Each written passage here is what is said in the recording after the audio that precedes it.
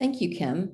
Welcome everyone to our annual meeting here today. I appreciate your attendance. This is a business meeting, as you know, and it's perfunctory. It's what we do every year.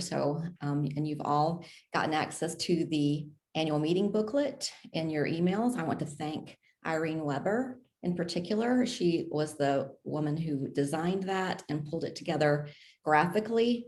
But as you all know, our board members all contributed to it with their reports, and a lot of people on this call actually helped put it together as well. So you'll find that in your chat here today, or you've probably already seen it in your email. We had a request from a member to ask for some time to socialize here today, but unfortunately that's really not possible in this Zoom webinar format. But I did want to let you all know that we're planning some meet and greets going forward into the summer and the fall. And so check your email and our website for those opportunities to get together going forward. I also want to take just a moment to recognize Juneteenth, which is today. On Thursday, the president signed a bill establishing Juneteenth, the date marking the end of slavery in the United States, as a federal holiday. Juneteenth, National Independence Day, will become the 12th legal public holiday and the first new one created since Martin Luther King Jr. Day was signed into law in 1983. Juneteenth celebrates the emancipation of the last enslaved African Americans. On that day in 1865, Union soldiers led by General Gordon Granger arrived in the coastal city of Galveston, Texas, to deliver General Order Number 3, officially ending slavery in that state. So I just wanted to take a moment and highlight that for us today. Now, kind of on a personal and business note, one of my priorities, as you probably all know, has been to give more league members opportunities to participate at a leadership level here in our organization. So I'm happy today to announce that several different members will be presenting here today. We, as you know, are an all-volunteer organization, and appreciation is our only compensation. So I want to thank Kate Palmer, who will be presenting on behalf of our treasurer, Frank Rio, and our vice president, Vicki Riggs, who will share the floor with me today to help conduct this meeting. Of course, our program chair, Kim Knox, was instrumental in producing this meeting, and Gene Widener is running tech for us today. So my appreciation to all of those people for their hard work for this event today. I'm going to take a quick look at chat now to see who we have. I do not see, let's see, anyone who has identified themselves as an elected official. So in that case, I do want to say that we take this moment during our presentations and our meetings to recognize elected officials, because we understand that that's a lot of work to do that, to run for office and conduct public service, and we like to recognize people who do that. So with that, I'm going to turn this over to Kim Knox, our program chair, so she can introduce today's keynote speaker. Kim?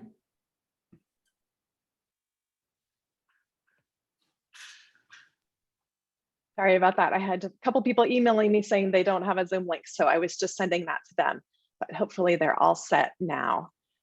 Okay, so as a reminder, LWV is nonpartisan, and we never support or oppose any political party or political candidate.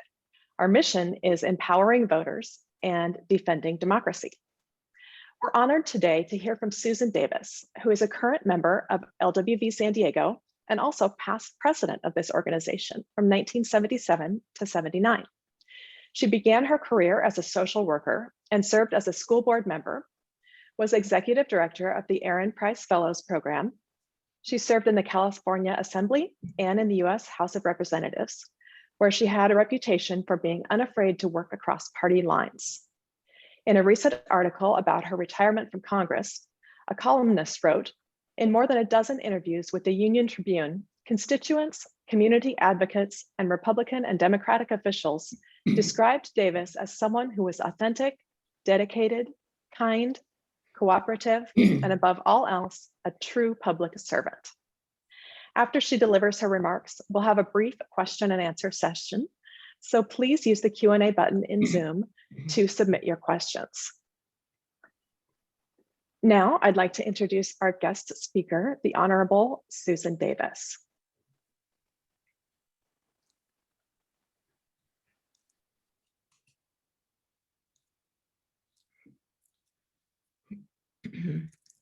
Hi, everybody.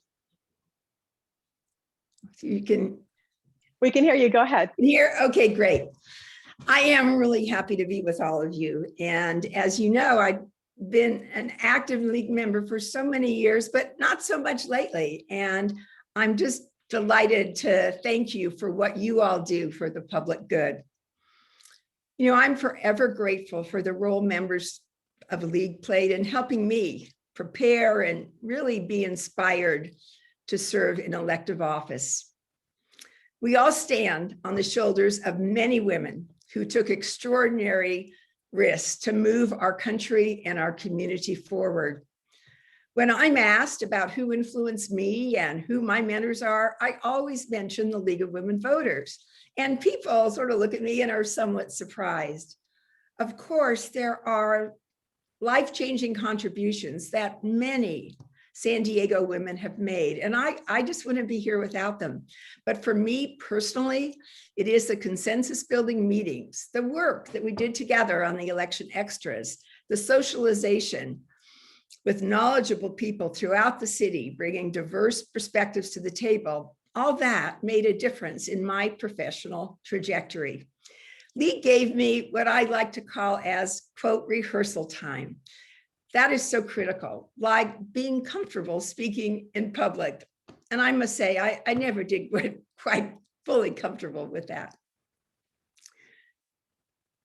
I want to just tell you a little bit of background about our getting here to San Diego. Prior to settling in our totally new city, we had been living in Japan for 2 years. And while my husband, Steve, served as an Air Force physician during the Vietnam War. You know, coming back to the States and being a mom with 2 toddler boys, it was so important to meet women who were busy with children and not yet working full-time outside the home. I desperately was looking for adult conversation and getting to know people in San Diego. And to my surprise, League had childcare. I remember one of the first meetings that Margie Larson, and if Margie's out there, hi Margie, brought me to. I was really so excited to see women engaged in learning. And on this occasion, there was a discussion about education on San Diego's tribal reservations. I volunteered to meet with residents out at the Pala Reservation, and I was hooked on pursuing community work. Several years followed, not without controversy. I think of the Navy Hospital and other educational issues, particularly, which come to mind. And I was honored to be a vice president and then league president in 1977. And I loved every moment of it. I want to acknowledge Phyllis McGrath for being by my side with her exceptional administrative skills through so much of our work. I wish I could speak about all the members who taught me both policy and process, but I know you have limited time. One member who was very active was Donna Smith, and she became a trusted and loyal friend and extraordinary member of Team Davis. Let me share some thoughts on having had this career in politics. As I've said publicly, absent my involvement in League, I do not believe that I would have been in a position to run for office. The school board was actually unexpected. With my desire to play a greater role in my kids' education and have an impact on San Diego's achievement for all children, I jumped into the race, but only, and this was really only after a friend I was encouraging to run declined. Women typically distinguish themselves by running for office when they get angry and they want to fix things.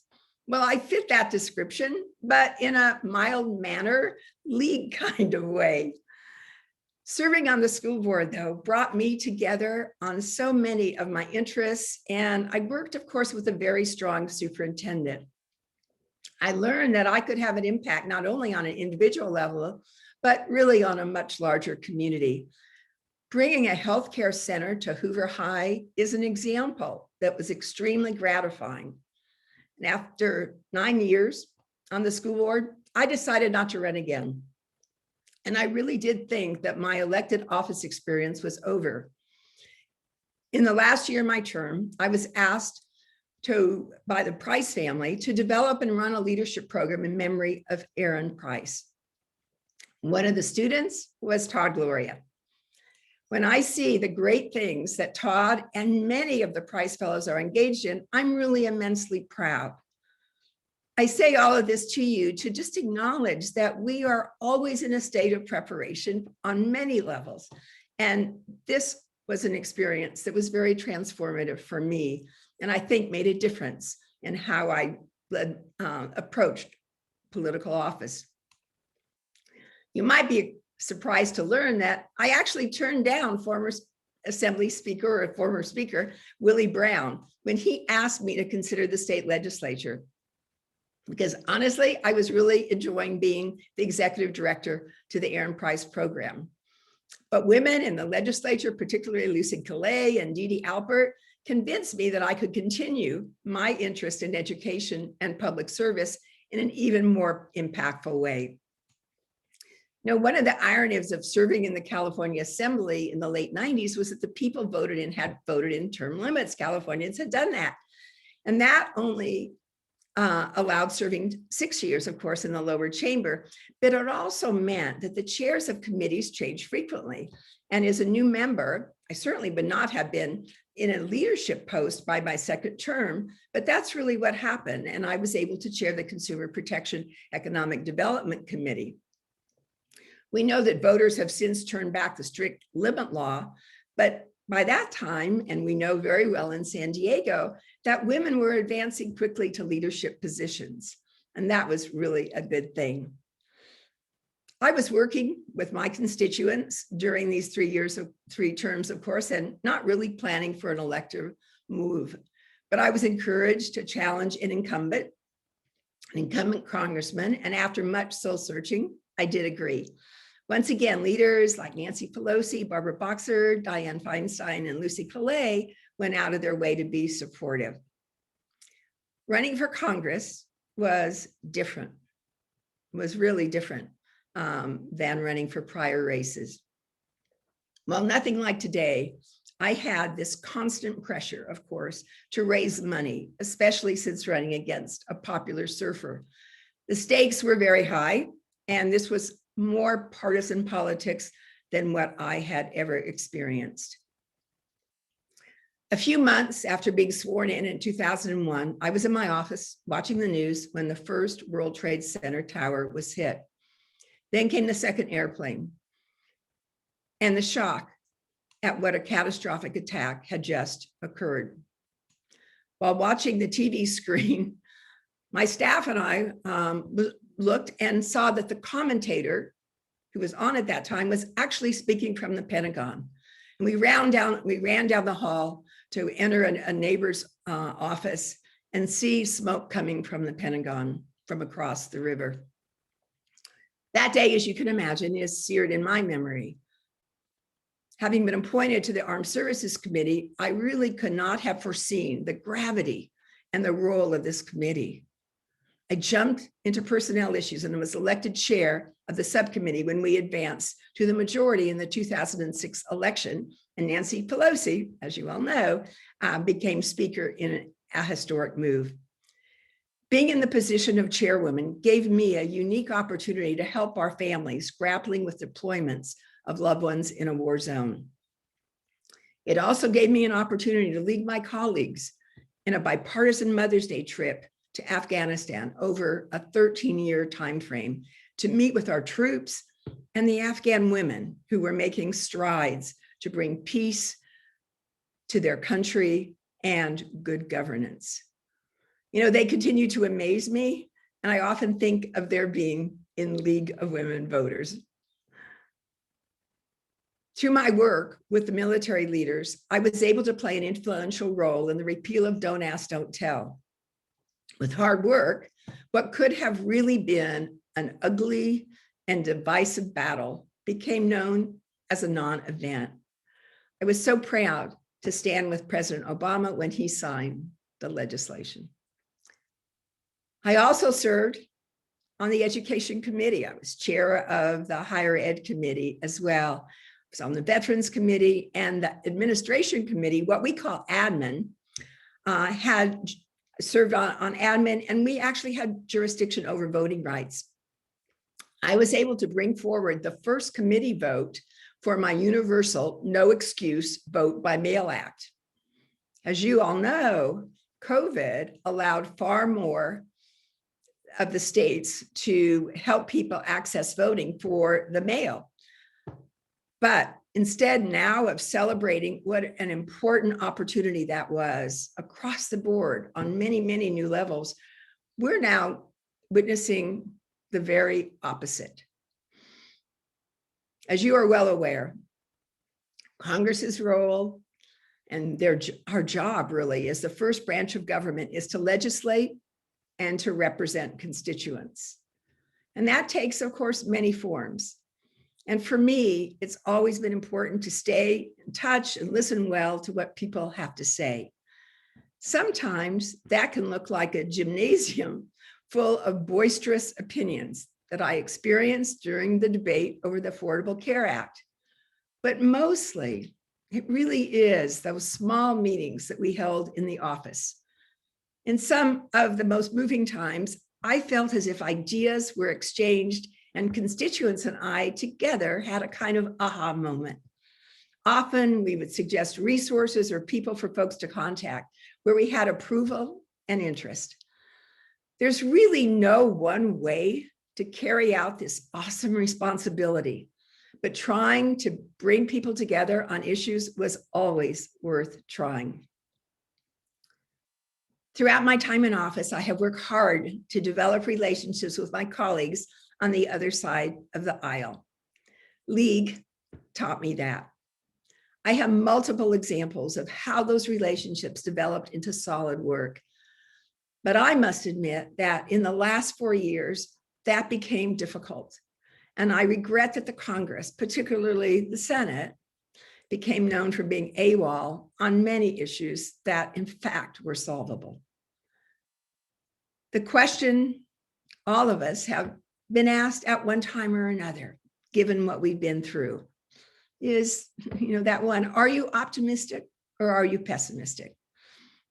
I'm optimistic, particularly as it relates to women. When I was elected Congresswoman, there were 65 women. Today, it's 142. We're at 26.5%, almost half, right? We're moving there, but we're not there yet. And I look forward to the day when we are.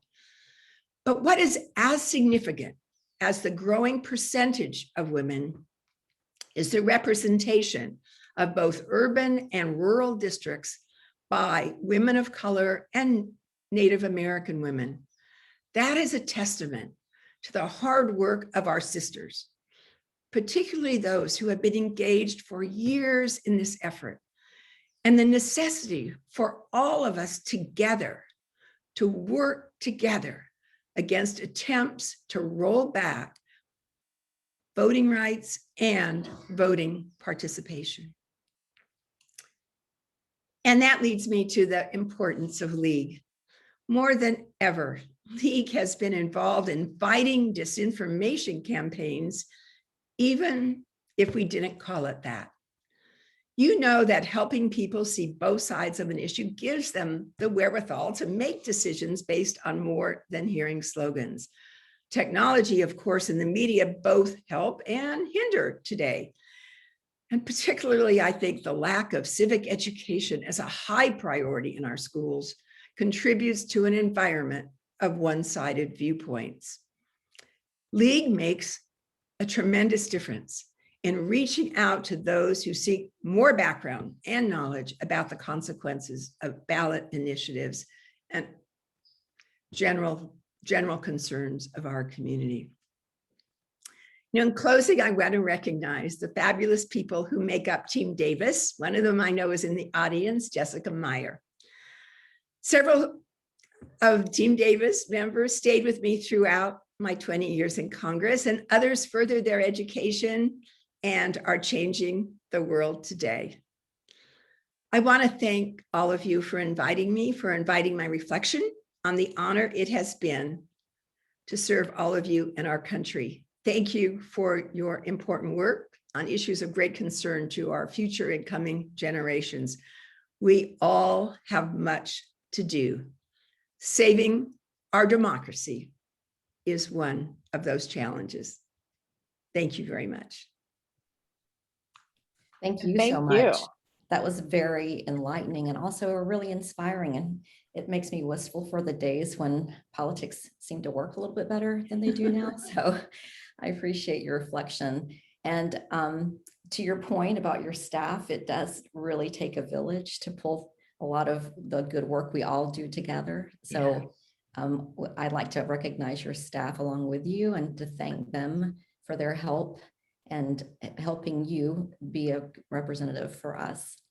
So with that, we have a few questions if you have a minute or two to stick around. The first one I'd like to recognize is Vidad Schlott, who is an elected official from AD 78, Democratic California delegate. She's also an ACLU board member and an Arab American Discrimination Committee VP. And this question is, how is Susan Davis enjoying retirement? Was it mixed emotionally for her being in power and then stepping down or stepping down?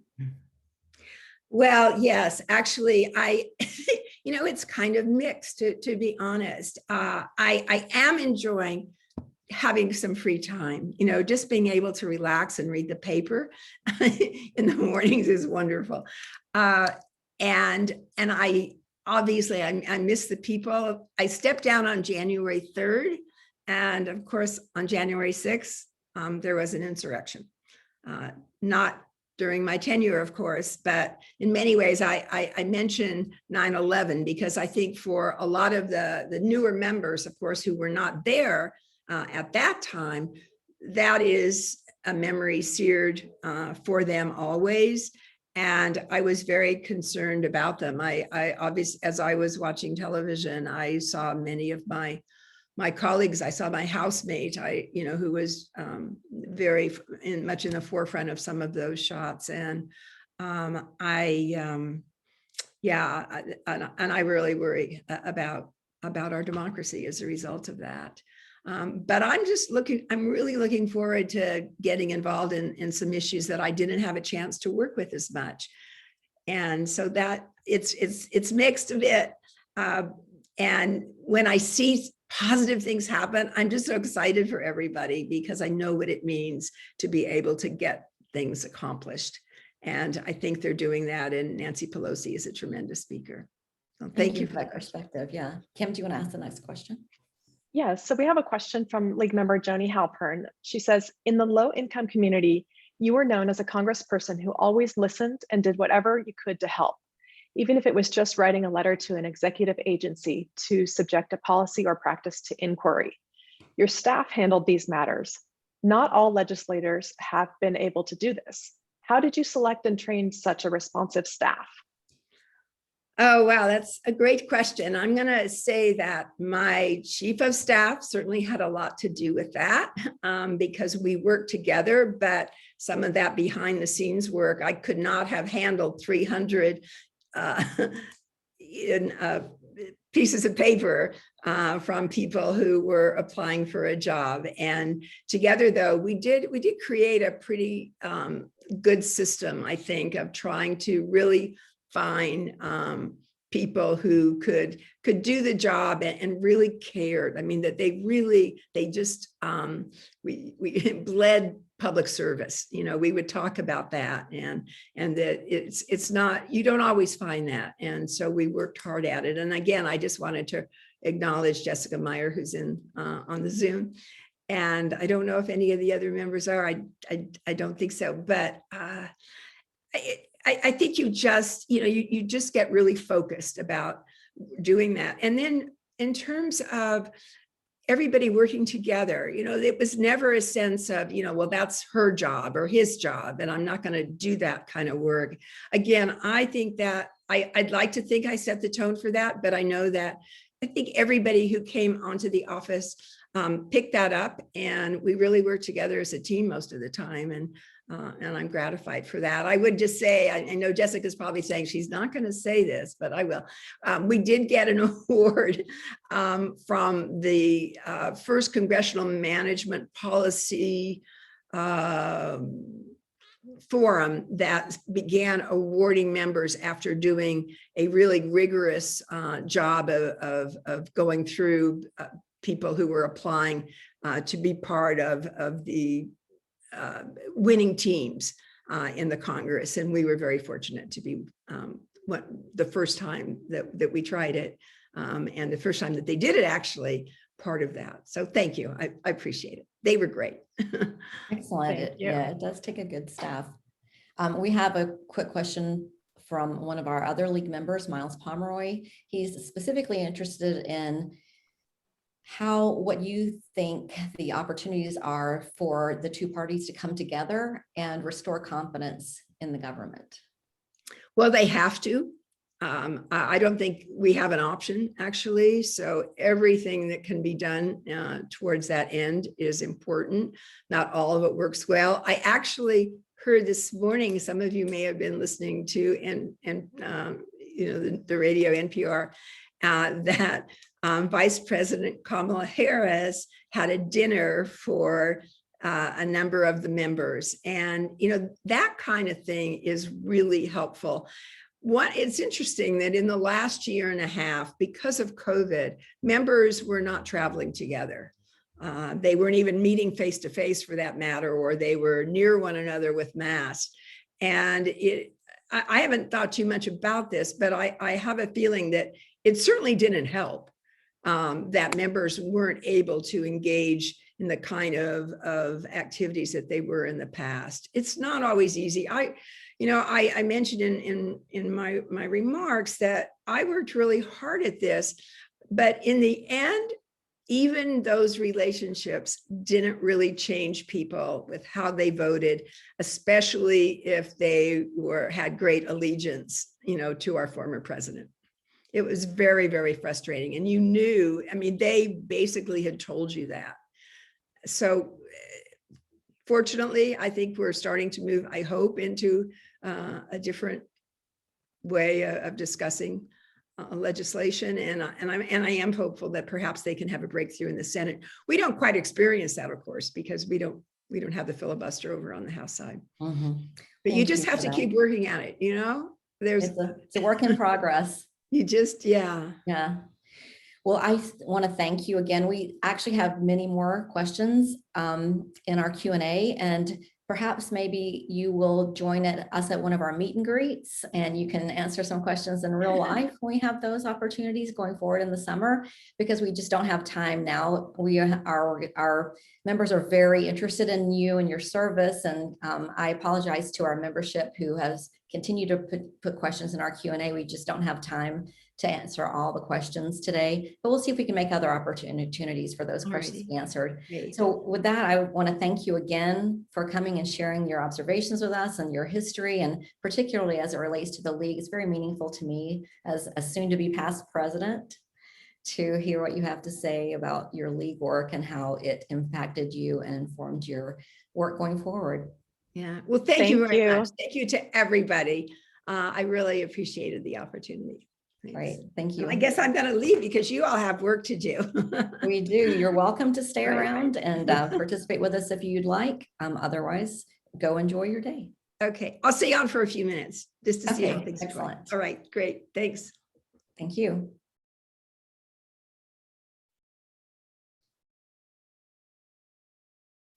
All right, we're going to turn it over to Vicki now to start the actual business portion of our meeting. And she is going to. No, I think we're going to go to recognizing our member, our 50-year member. Good morning, everybody. I'm Beryl Flom. I'm representing Janie Wardlow, who goes to Mexico on the weekends.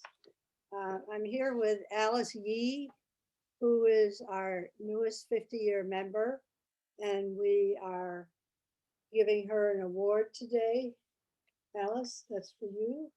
And there's more papers behind that. And we also got a 50-year pin for you.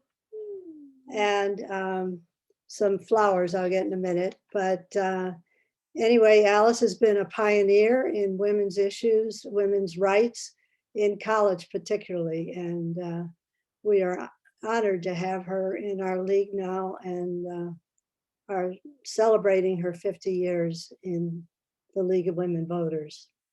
So thank you, Alice, for everything. Well, thanks so much, Beryl. And I think Susan Davis expressed it very well when she said how much League had meant to her and in her work. I feel the same way. League has been a part of my life for so long. I don't remember when it wasn't. And I'll always try to encourage others to be a part of League and join in the wonderful work that they do. Thanks again. Okay. Thank you. All right, well, now we will start the meeting, and I call this meeting to order, the annual meeting for the League of Women Voters of San Diego. And now I'd like to have Beryl help us with the credentials report. Beryl? So as of today, we have 592 members. We need a quorum of 5% for this meeting. And so that would be 30 members, but we actually have 61 on this Zoom call. Okay, very good. Very good. Our next order of business is the appointment of the committee to approve today's minutes. And that committee, consists of myself, Vicki Riggs, Jane Andrews, and Beryl Flom. And there we go. There's the slide. Okay. The next order of business is recognizing Donna Bartlett May for the Order of Business and Convention Rules.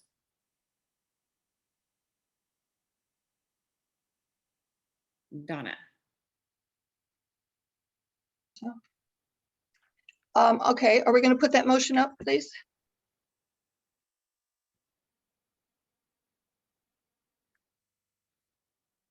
Okay, I move to adopt the 2021-22 annual meeting order of business and convention rules on pages 2 and 3 of the annual meeting booklet, as well as the link previously shared with members. I'll second that. Thank you. Now we're going to call for discussion. If you would like to be recognized, type into the chat box your position. If you want to speak in favor of this motion, type in pro. If you want to speak against it, type con. Speakers' comments will be limited to the question and for no more than 3, and will be able to speak for no more than 3 minutes, unless the time is extended by a 2/3 vote. No person shall speak twice to a question until all who wish to speak have had an opportunity. Do I see any pros or cons in the chat box? I really don't, so I'm going to call for a vote. And you'll see a poll on your screen very shortly. There it is. And please see the poll on your screen and register your vote. At the bottom, you hit submit. And if you accidentally, we'll leave that up for just a few seconds. And if you accidentally click that off, you can go down to the bottom of your window and you'll see the word poll or polling, and you can bring that poll back up to vote. But please vote now.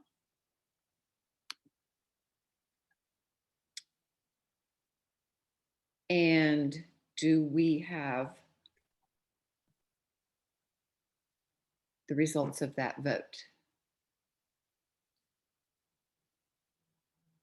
I think I've allowed enough time. If anybody's having any trouble finding that poll, we'll soon find out about it.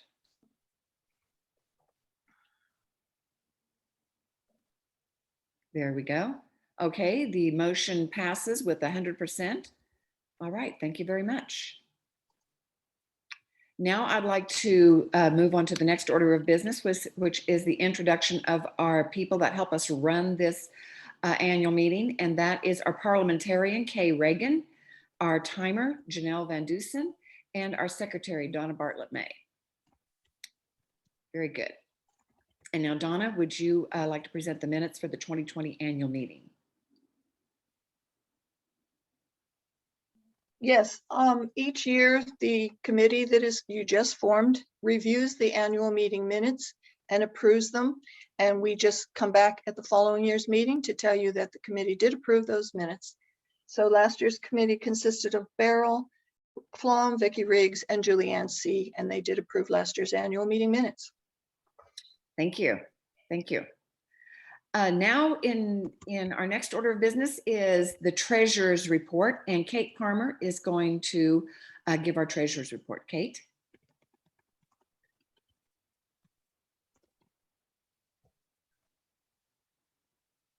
You may need to unmute.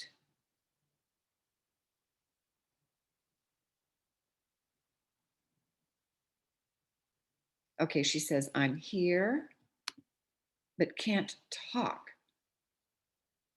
Does she need to be made a panelist to be able to talk, or just recognized? We will figure this out, guys and girls.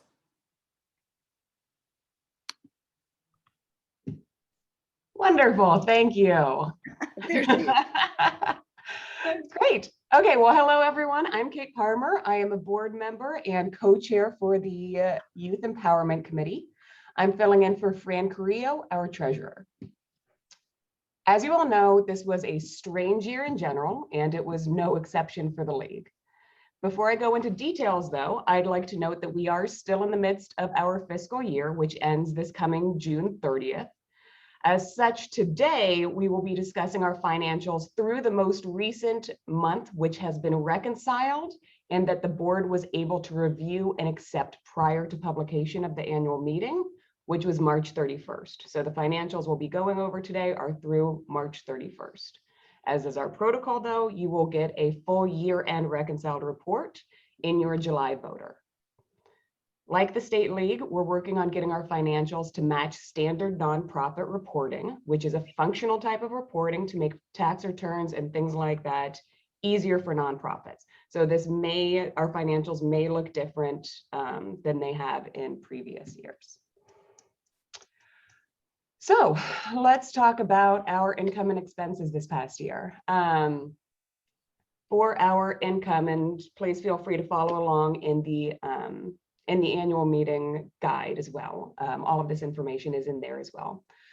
On the income side of things, during election years, we generally see a large influx in donations, unsurprisingly, and this year was no different.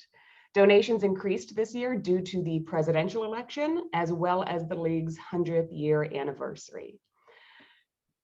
You may note that in the budget, the event line item came in under budget because we did not host any events, and so we did not get event revenue. However, as you may suspect, this is offset by the lack of expenses that we had to allocate to events as well. In addition to our normal income, we were also fortunate and thankful to receive a $10,000 bequest from a longtime member this year. On the expense side, unsurprisingly, again, we had much fewer expenses this year due to the lack of in-person events.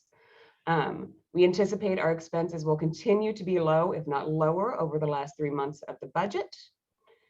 And the only item of note that I would point out in the expenses section would be an independent contractor's expense of $2,000, which was for our new paid internship program, which we're very proud of, which was approved for the 2020 budget. Additionally, I'd like to note that restricted funds aren't provided in the annual report. However, we were fortunate to additionally receive a $1,600 grant from the Stevensons, which was also used for that paid internship program. And finally, we have a $15,000 additional restricted bequest, which is specifically to help with office rent, with $2,000 released each year, and which will have a balance of $9,000 at the beginning of next month on July 1st, 2021. So those are our income and expenses. Going down to our cash section, and again, this is all in the annual report, so I hope we're able to follow along at home, and I'll take questions at the end if there are any. But moving on to the next section, which is our cash balance. We have a very healthy cash balance. Our checking account has $35,202, and our money market account has $98,590. In addition, we separately maintain a $10,000 savings account specifically, which is set aside to address any potential credit card debt.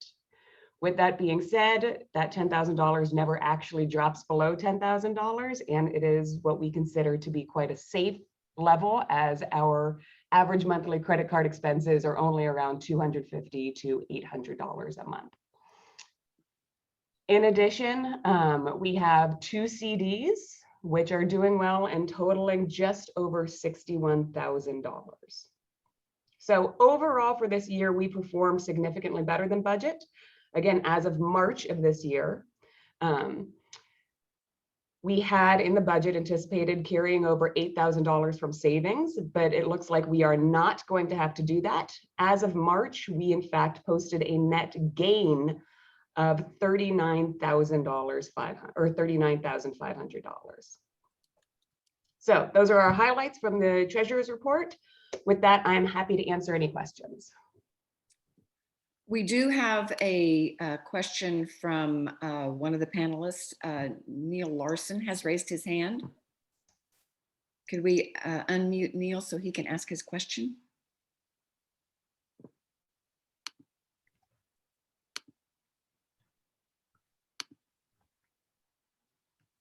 Hello, Neil. This is Margie Larson. My husband is listening on his cell phone, but he doesn't know how to use the computer, so I don't think he has a question. Oh, okay. All right, then we'll move on. Okay, then is there anything else for Kate before we move to Jane presenting the proposed budget? Hearing and oh, sorry. Yes. I was going to say, if there are no more questions, I just did want to do one more plug for the meet and greets. I am the host of our first meet and greet, which is going to be a week from Sunday. I'm very excited to see some of you in person for the first time in a very long time. So if you're interested in seeing other members in person, again, I will be hosting the first meet and greet a week from tomorrow. Very good. Very good. And Beryl, I see that. Thank you for doing that, Kate. Beryl, did you have a question? I'm just saying, we can't see the treasurer's report or. That's upcoming. Oh, Kate, do you want to address that? I'm not actually the one sharing my screen, so I don't know who's sharing their screen too. All right. And it's in the annual. Are It's in we the going annual to be able to see the budget when you bring that up? Yes, let's move on to that. Okay. Okay. Jane, would you like to take it from here?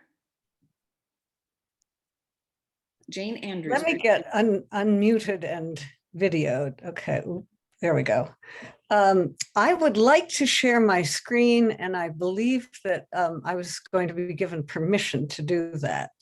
So let me just see if I can. It says I can't screen share while the other participant is sharing. So I'm wondering if Jean Widener could give me permission to screen share. Let me try again now. How about now? Okay, here we go. Yeah, I am going to be sharing my screen, which has the same information that is, let me just pause for a moment and say, hello, I'm Jane Andrews. I am, for many of you who don't know me, I've been a member of the San Diego League for 2 years, but I've been a league member since 1987. And I did serve as treasurer of the Wellesley, Massachusetts League. So when I was asked to be budget chairman for this year, I felt comfortable with the prospect. I just want to start and say that there was a committee of us that was appointed by the board, by the executive committee and the board, that reviewed this year's budget and then is presented this proposed budget to the league board. And that consisted of Fran Carrillo, Kim Knox, Jenny Avena, Janelle Van Duzen, and myself. And we met, and then the board gave approval in May for this budget. And I just want to start with a few general comments, because I think there are some things that make this year's budget unusual, and one that make a context for the decisions. And the first is that we had very strong donations last year and lower expenses. Our savings account is in very good shape.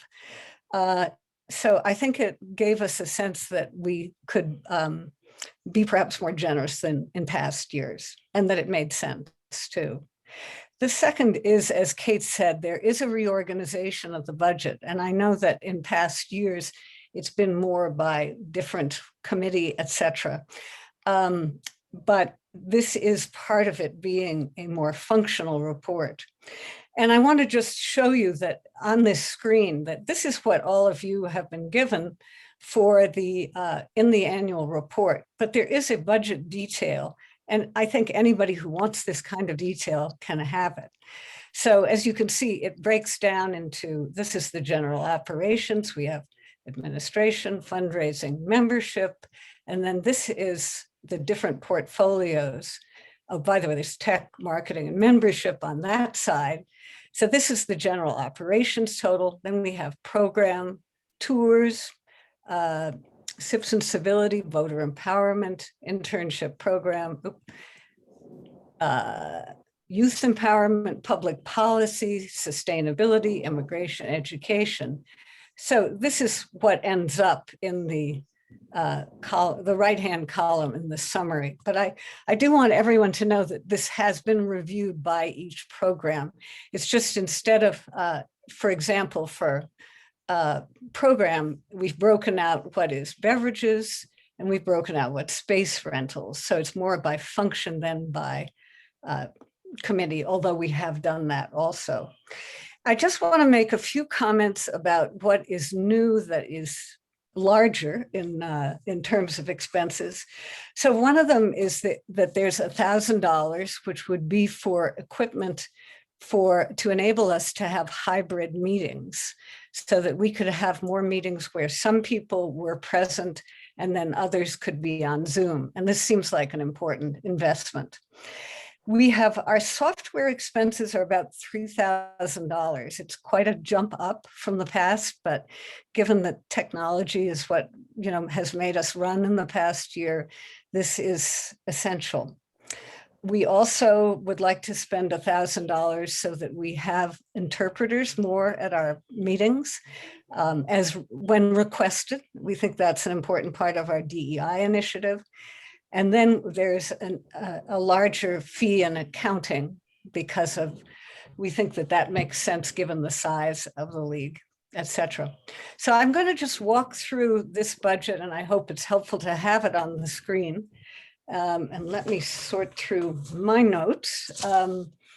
So here we have for membership dues. So what happened last year is that we had quite a leap in membership. So the dues went up, but we decided that 25,000 was a good midpoint.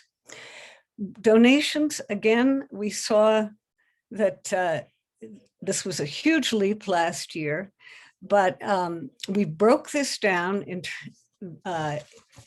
terms of, and had $20,000, which would come from people who made contributions in addition to dues, $2,400 from program, when people sign up for programs, when they register through Eventbrite, there's an opportunity to give. So we're estimating $2,400 from that. And also people have given funds specifically for our internship program.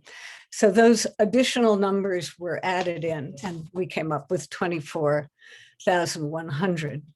The special events donation, this is a line item that really is specifically for the Parade of Lights event, and it's offset by a similar number in our expense category.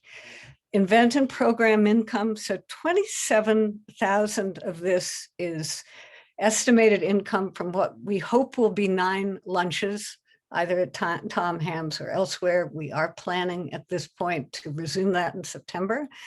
And then $1,100 is for what we hope will be for some income from tours. Interest income has gone down, so we're modest in the estimates here. So expenses, the bank charge fees have run pretty steadily in the $500 category. Now, the catering and beverages line is a large one, and this is also quite complex. And I'm going to try to explain it and decomplexify it. $27,000 of this is for lunch, is the income, offsets the potential income for the lunches. $3,500 would offset the Parade of Lights income, and then $1,100 would be tours. So that totals right there, $31,600. The additional $1,000 is funding that would be for beverages, light snacks, for SIPs and civility, for youth empowerment, and for Hot Topic. So we thought that was a fair offer. It helps to bring in people and keep people. But I know that's a big number, and that is how it breaks down. The $5,000, the US League will have a convention in Colorado next June, and so $5,000 is for stipends for an estimated 10 to 12 attendees, and it is thought that some of those will attend remotely. So it's not going to cover everything for everybody. $1,000 is really sort of an annual contribution we make to the League of California. Next year, since they're not having a convention, this will go to Voters Edge. Since we're a better funded league, we thought it's appropriate for us to make that kind of contribution. The space rental line is for renting space in our Balboa Avenue office building. We didn't need that much this year, but this would be for public policy meetings. There's also for some voter empowerment meetings. And then 800 of this number is actually for the sustainability, $400 for each of Earth Day. There's to be one in the fall and one in the spring. So that's where the 1,500 comes from. This $1,000 in the event supply expenses is for the item I originally mentioned, which would be the equipment to permit hybrid meetings. Okay, insurance. So $1,395 covers directors and officers insurance and liability insurance. Let me keep going down here. Okay, independent contractors, internships, interpreters. So $2,000 of this $3,000 would be for the internship program. This is approximately what it was last year, and Jenny Avena ran it, and it also, she also gave stipends for students who were with her of $500 each. $1,000 would be for the interpreters that I mentioned also at the beginning. And that brings us to the accounting fees. So this is where, as I mentioned, it has gone up. We do have a bookkeeper who's about $100 a month. We did have some extra, we anticipate some extra costs for some kind of for the 990s process, and we do plan to hire an actual CPA for the 990 finding. So that contributes to all of that. I wish Fran Carrillo were here because she can explain those items a little better than I can, and maybe Kim can help if people have questions. So let's see, that's the videographer. So this is for videos of, it's about $125 a time for the league lunches. And that's been important for, again, for our getting out to many people. The other items, advertising, marketing, this is $1,000 for Facebook booths, $500 for general marketing. So the PMP numbers are higher, but this is because the PMPs for both the state and the US are based on our February 1st membership number. And so it's higher because it was high in February. It may be lower, it may be higher, but in years ahead, but that's what we know it will be this year. Let's see, postage and shipping, again, that's kind of standard. Printing and publications, we're doing less now because we don't mail out the voter in quite the same way. Rent is stable. Software subscriptions is the item I mentioned again. It's gone up, but that really makes all the difference for our technology and our way to connect with each other. Office expenses, let me just flip my page here. Again, this is miscellaneous office expenses. And then the telephone down here is approximately $100 a month. So that brought us to 96,469, which is 15,169 over our estimated income. We thought that this should come to meet that we would take 2,000 from the Stevenson bequest.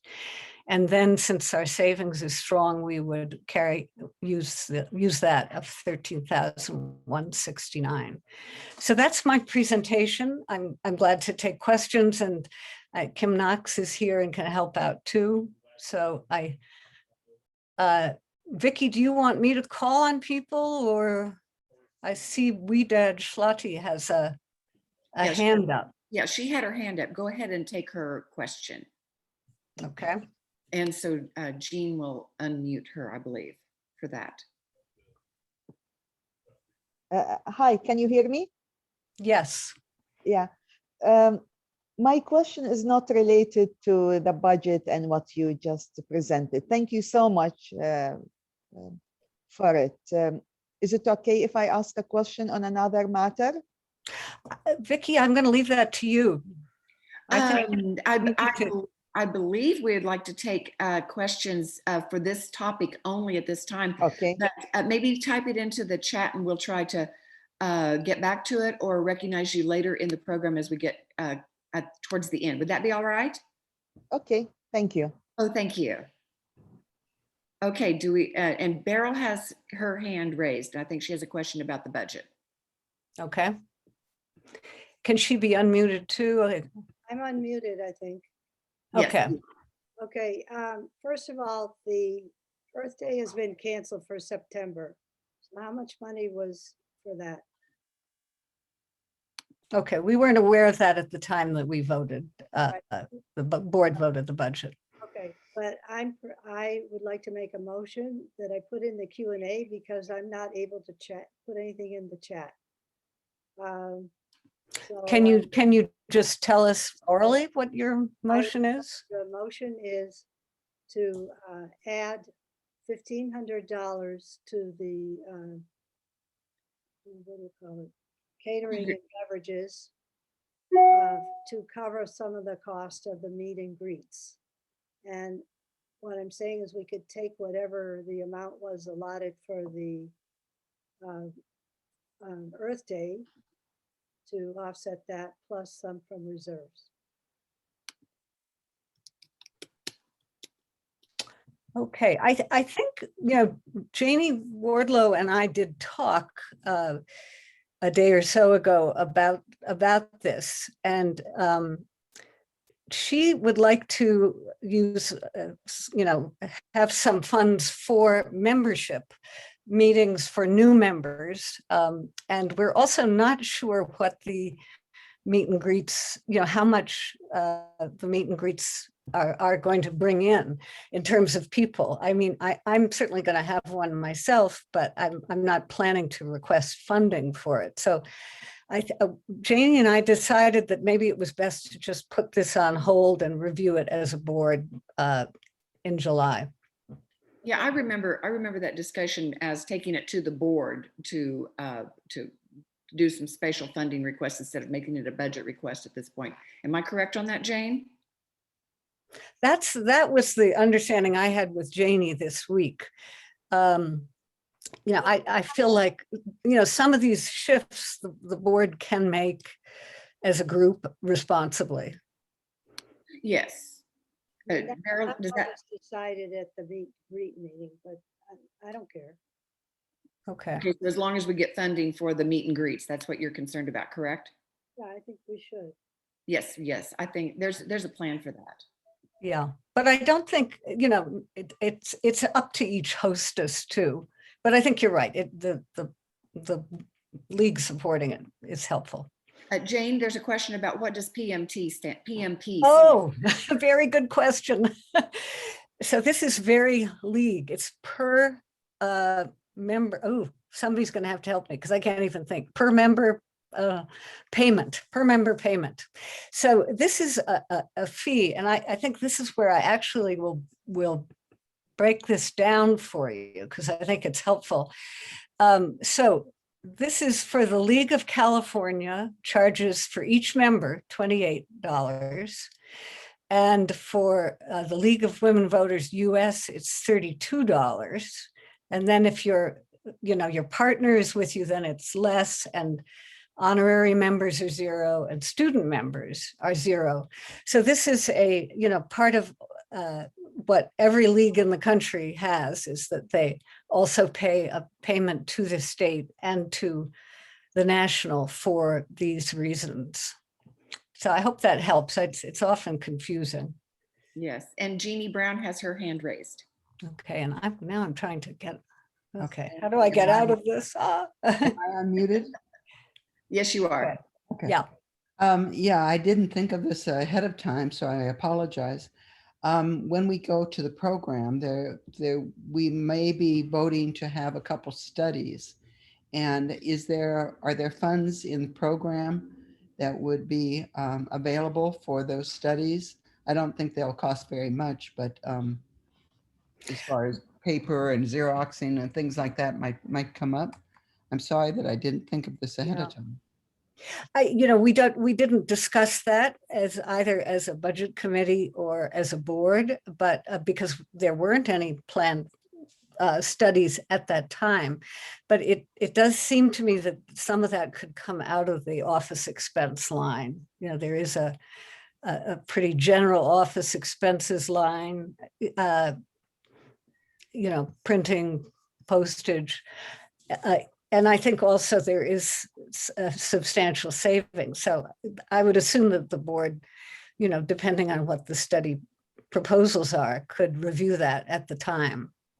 Okay, thank you. I don't expect that to be very large expenses, but it's nice to know where to get the money.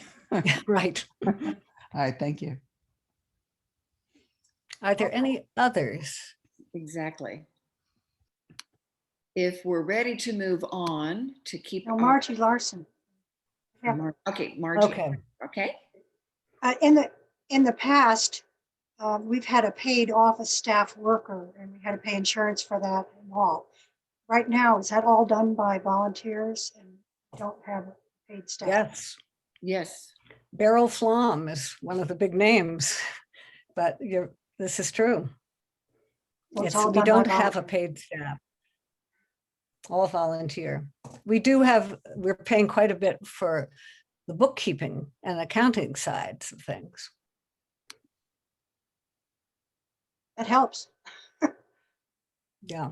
Thank you. Okay, then are we ready to make a motion? You maybe need to turn your screen back over to Jean to make the motion. Okay, let me stop sharing. And so, oh, good. So I make this motion, correct? Yes, please. Okay, so on behalf of the LWV of San Diego Board, I move to approve the 2021 to 22 proposed budget on pages 6, 7, and 8 of the annual meeting booklet, as well as at the link previously shared with members. All right, the motion has been made to vote. Please wait for the poll to appear on your screen. And again, we've already had some discussions, but if there's any additional pro or con comments to be made, type those into the chat feature. And speakers, of course, will be limited to the 3 minutes. We all know this. So if there's no more conversation about this, I'm not seeing anything pop into the chat as a pro or con comment. The poll is on your screen. Please make your vote yes or no, and then submit at the bottom. I'm just chatting while I'm giving you a chance to all make your votes. And in just a little bit, we'll see the results of that poll. Giving you just a little bit of time.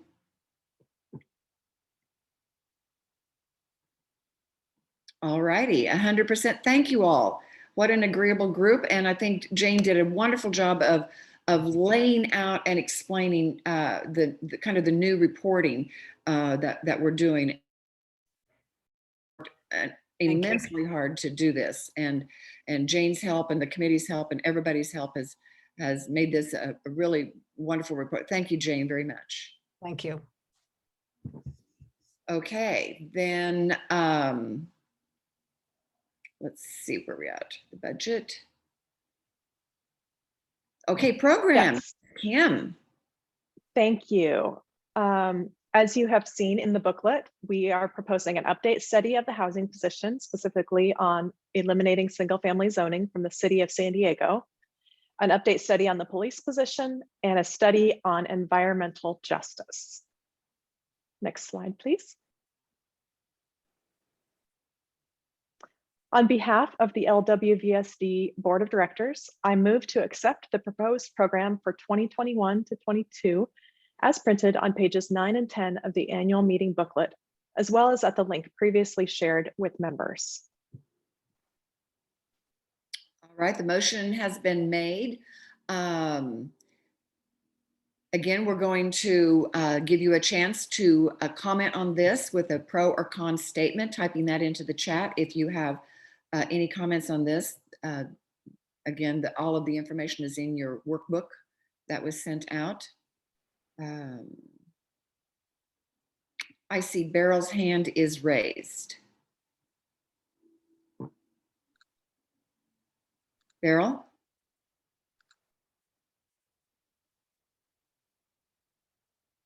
Maybe Beryl's still on mute. I would suggest that we divide this motion into each of the studies. Also, I cannot put anything in the chat. I don't know about other people, but it's kind of difficult. Can you explain what happens when you click the chat icon? There's no place to type anything. I can read it, but I can't type. Should be at the very bottom underneath the Right. chat messages that were received. Right, but we don't have it. Huh. Oh, Okay, I've checked with other attendees and they do, so I'm not sure what would be going on there. okay, all right, thank you. Yeah, I'm seeing people answering that they can type into the chat. So it's clear at the bottom, Yeah. and there's a little blue button that you can type underneath that. Okay, But anyway, well, we can always recognize your hand. So I don't know what to say about the idea to break these up. Is there Kim? Would you want to address that? We don't have them type. We would have to pause the meeting for several minutes so that we could type in those to the polls. So I don't know if that was an official motion, but I would say that we're not set up to do that right now. So if that's a motion that we need to vote on, then we will have to pause the meeting for a few minutes in order to enter those into the system. Beryl, is it such that you need to make that an official motion? Is there, would you like to show your concerns about that? I think it's a challenge to do 3 studies in 1 year, but. Well, it already went out. Am I understanding correctly, Kim, that it already went out to the membership there was a survey after our program meeting and people voted on all this. The members have already. Right, they were able to vote on each individual item through the poll that went out after the program planning meeting. And all 3 of them got a 2/3 majority. I think there's a strong desire to see it happen, and our league is pretty go-getting. They're a lot of go-getters. Penny Adler says, can you explain what a study will entail? A little bit on that, please. And some of these are updates. I have that in my presentation, my 3-minute talk. Beryl, do you want to go ahead and speak on the house one?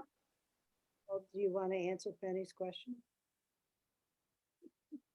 I'm asking you if you want to answer Penny's question as it regards the housing item. Otherwise, I can read what you submitted. No, I was going to do a presentation for 3 minutes. Is that okay? Or you just want me to answer that question? I don't know. I would defer to the chair. I'm seeing some other comments come in. Each committee leader can explain their own study. Generally, we vote on each proposed study separately. These are also the fact that these are updates, not major study. Well, the environmental justice is a study because it's totally new. One study and the others are updates, Kim? Yes. Okay, well, should we take just a moment and have each person describe their program? Do we have people that can do that? I'm checking. I believe, yes, they're all here, but we didn't ask them in advance to speak about it since this was all discussed, back in March, and the board approved this in April, I believe. Okay, we have 57. But if they want to speak, please raise your hand or type in the chat. Let's try to do. Otherwise, I will read what they submitted, which is in the annual meeting booklet. Oh, I would like to speak. Okay, let's recognize Beryl to speak on her proposed program study. Beryl? Okay, the current positions we have in housing are at all levels of league, and they're kind of general, meeting basic human needs and equal opportunity and that sort of thing. The local league has a position that says inclusionary zoning is a tool to implement a balanced community policy. And then this year, the Public Policy Committee created the Housing Action Plan, and it was approved by the board. And it has some actions that apply to single-family zoning, including promote the adoption of inclusionary zoning in all jurisdictions countywide, and broaden zoning in single-family neighborhoods to allow additional forms of housing, such as duplexes, row houses, townhomes, and bungalow courts, and advocate for meaningful actions to address significant disparities in housing needs and access to opportunity. Now, in the legislature right now is SB 9, put in by Tony Atkins, and it would eliminate single-family zoning if it gets passed and signed by the governor. So first of all, I would say that this study does not need to be done if SB 9 passes and gets signed. But what I am proposing is that the study would help members understand current zoning laws and types of housing, learn about changes in single-family zoning in other cities, consider whether allowing more units on a single-family lot would affect housing affordability, explore parameters that would prevent changing neighborhoods significantly, and the committee would then be prepared to educate league members and the public on inclusionary housing. Miles Pomeroy, who's chair of the Public Policy Committee, thinks that due to our position on inclusionary housing, we do not need to do a study with consensus. I'm not so sure about that. So I'm not, well, I guess I don't have to make a motion, but I would suggest that we discuss that a little bit.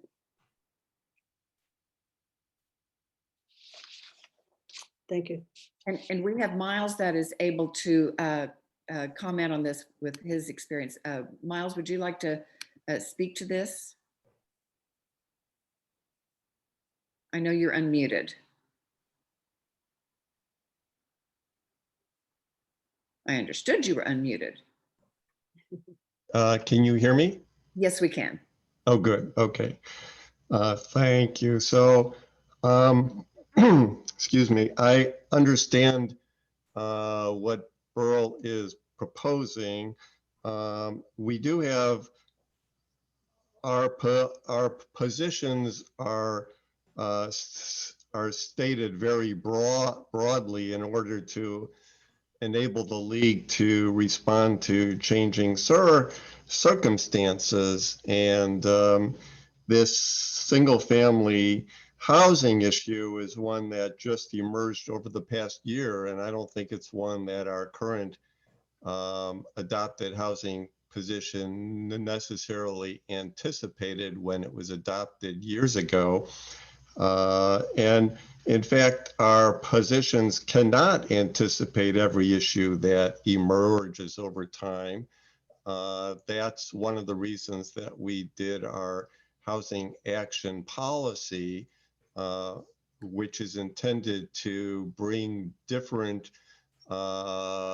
adopted league positions together into one document. So that's what we've tried to do. And as Burl said, we do have language in the housing action policy that specifically addresses this. So I don't think we need a new position on this, but I do understand that a study could be helpful if it could help to educate league members. So I could envision a study that could result in a series of educational programs to explain this to league members, but not necessarily in a new position, because we already have language in the housing action policy to address it. So if Burl would be willing to go along with that, that would be a way of handling this.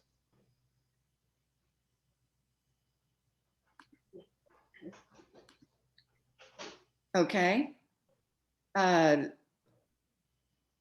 I see people that that are commenting about there are people that are volunteering. When these studies went out, we did have people sign up to commit themselves to this process. So we've got that in place. We show interest. We're only supposed to have a person speak twice to a particular issue, but I know that, okay, Beryl put her hand back down. Okay, all right. So moving Vicki, forward. may I make one other comment that I Yes, please. should have mentioned earlier? Yes.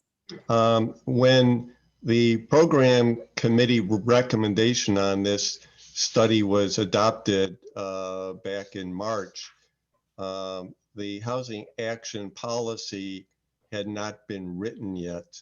That work wasn't done until the end of April, and the board then adopted it in May. So when the program planning recommendation was made to do this study, we didn't have that language in the housing action policy yet, and it hadn't been adopted yet.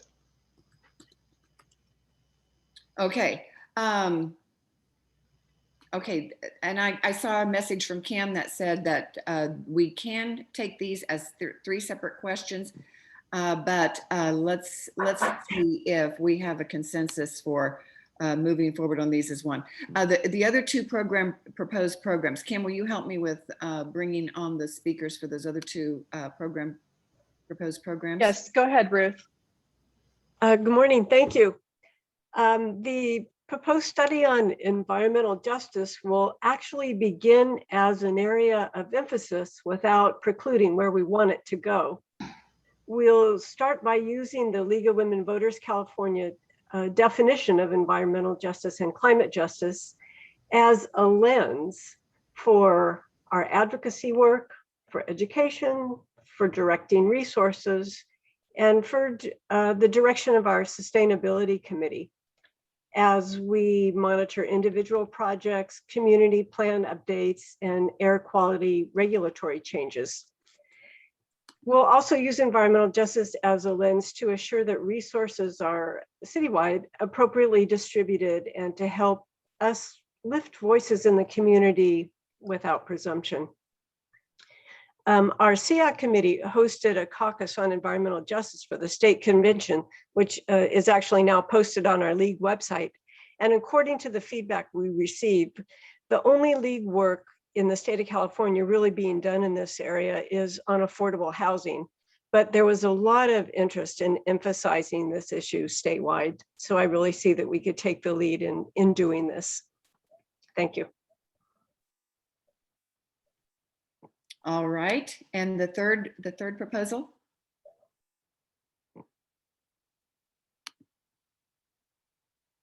Kim, you're muted. Thank you. I did not see Jeannie Brown raise her hand, so I'm assuming she does not want to speak, but I will read what's in the booklet. The goal is to better understand the organization, processes, and procedures of the San Diego Police Department. I believe that the league needs to know what training law enforcement officers have and what continuing education and training they get. If our Criminal Justice Committee will be monitoring the creation of the new Commission on Police Practices, then I believe that we need to be familiar with what is seen as best practices for law enforcement. As criminal justice bills are passed at the state and federal level, our committee needs to know if and how they are being implemented in our police force. There are also many changes being made regarding the police and mental health issues. The existing PERT and the new pilot mobile crisis response team were created to supplement the responsibilities of the police and sheriff's department's response to mental health calls. And 9 league members have expressed interest. And also, if it hasn't already been stated, for the environmental justice, there were 8 members interested in participating, and for the housing, 4 members. Right. So we do have enough people for all of them. We have the interest. Okay, so let's do since Kim made the ballots for the polls for the 3 different separate ones. Let's just go ahead and do that as an order of business to respond to some of the concerns. So let's put the first poll up. Here we go, program 1. And Kim, do you want to read that or shall I? Go ahead. On behalf of the League of Women Voters San Diego Board of Directors, I agree to accept the housing update study for the proposed program of 2021-22 as printed on pages 9 and 10 of the annual booklet, as well as the link previously shared with members. And you've got them for the housing update study is the first one, the police update study, and then your environmental justice study. So if you would take the time to vote on those, everyone, we would appreciate it. Thank you, Kim, for being able to navigate that. A lot of technical things we're learning. Joni Halpern's hand is raised, but we may be past the visiting section since we're the comment section since we're moving on to the voting.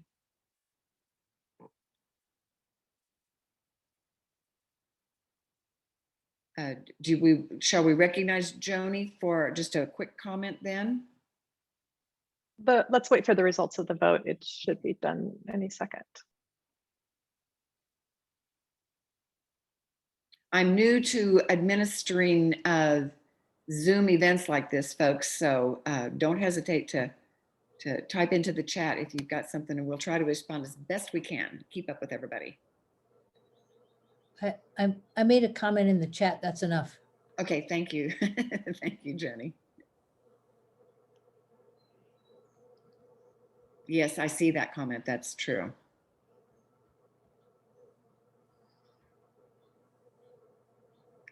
And Margie Larson, again, we're pretty much. I wanted to say my husband and I are two votes, Neil Larson and Margie, because we're both members, but he doesn't know how to vote. Oh, okay. Okay. Well, we have the same email, and that complicates it. Yeah, if the vote's close, it's only going to be if it's really nip and tuck that we have to worry about it not passing, but that's to be noted. Thank you. Okay, can we see the results of the polls? We've had quite a bit of time there. Okay, the first one passes with 90%, the second one 100%, and 98%. So we are going to continue with all of these proposed studies, program reviews, not studies, proposed programming, and we'll go forward from there. Thank you, everyone, for the comments and for the taking time to really think this through. I appreciate that. We all appreciate that. That's what League does.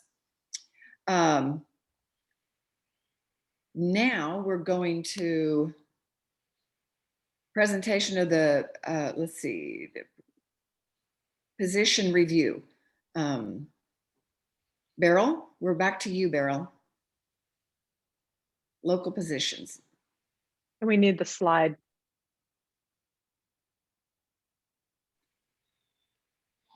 There we go. Position review by Beryl Flom. Do you have the motion? All right, I move to retain all local positions as listed on our website, as well as at the link that is now being posted in the chat. And I'll second that.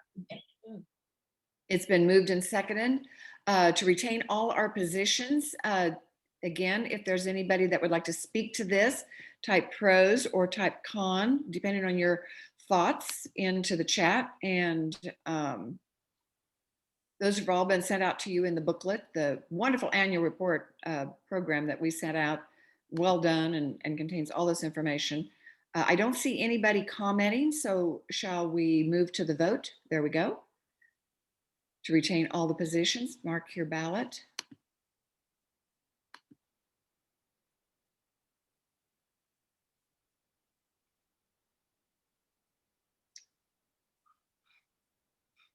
Is anybody humming the song in their head for the countdown? All right, shall we see the poll? I think that's enough time. Okay, 100%, retain all local positions. Thank you, Beryl. There's one more motion. Pardon me? Oh yeah, here we go. Thank you, Sue. On behalf of the League of Women Voters of San Diego Board of Directors, I move to revise the position on needs of the seriously mentally ill as printed on page 11 of the annual meeting booklet, as well as the link previously shared with members. So the background to this is that we had a special committee look at some of the local positions and see if we needed to update the wording, that using more current wording rather than that of 50 years ago or whatever. Correct, right. So you should have that in your book, that we would change enable police to respond effectively to enable responders to intervene with disturbances, so that would allow social workers and people who are trained to work with people with mental problems, not just the police. So that's on your screen. You can see that change that we suggest making. All right, the motion has been made. Again, pros or cons, type that into the chat box if you have a comment about this or would like to address this more.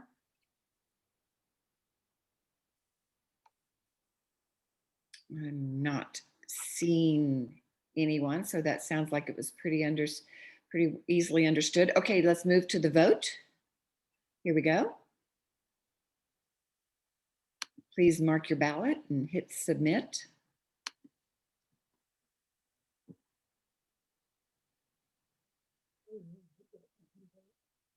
Yeah. Very good. Most of these are almost unanimous. Okay, and then let's see the results of this position review. And it's 100%. Thank you all very much.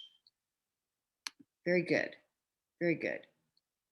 Okay, now we're at the next section of our annual meeting, which is the nominating committee, and we'll recognize Jeannie Brown to make that presentation. All right, can you hear me?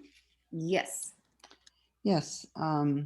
The nominating committee included Kathleen O'Toole, Linda Kenny, Fran Carrillo, and Donna Bartlett May, and myself.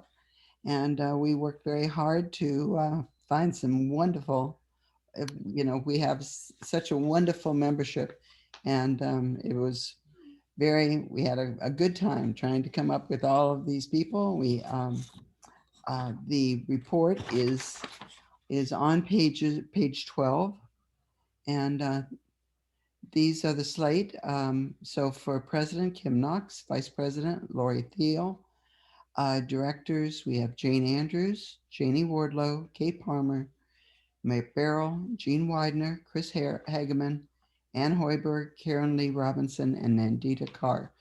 By the way, I'd like to mention that this was the first year we're trying at-large directors, and so that they don't have a particular portfolio, but we can, as things come up, some of these directors might want to focus on new ideas. So with that, I would like to make a motion that we, on behalf of the nominating committee, I move that the slate of officers and directors as published on page 12 of the annual meeting booklet be elected. All righty, it's been moved that we select the slate of officers as presented. Again, the pros and cons, your opportunity to give a speak to this in the positive or the con as another opinion. And we're watching the chat to see if any pros or con speakers want to have a chance to speak to this. And I am not seeing anything. We have such a well thought out nominating committee that they put a lot of work into this to really select and vet the people that can and want to serve. Okay, I don't see any comments, so here's the poll to select the slate of officers.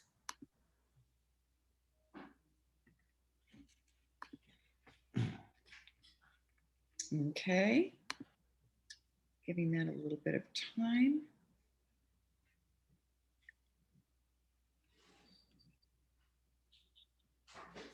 I think that's probably good. People are being very efficient. And we have 100%. Thank you, everyone. Thank you, everyone. It's going to be a magnificent board.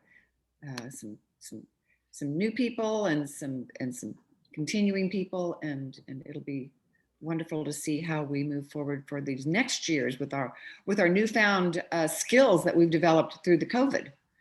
Okay. Now, yes, I'd like to. Yes, thank you, Jean.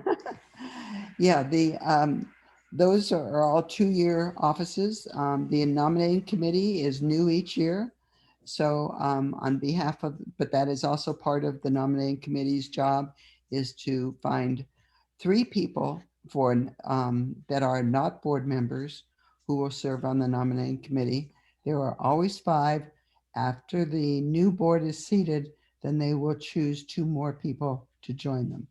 So on behalf of the nominating committee, I move that the following nominees for the nominating committee for next year be elected: Jenny Avana as chair, Ann Link, and Janelle Van Dusen. Very good. So there's a motion on the floor. And again, pros and cons, you know the drill, guys.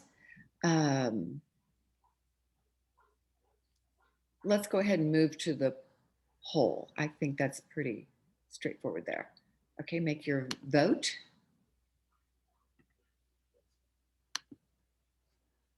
We're going to leave you with a nice portion of your Saturday to continue with after we have our meeting. Looks like things are moving along very nicely. And the results? Again, perfect. Thank you, Jeannie. Very good.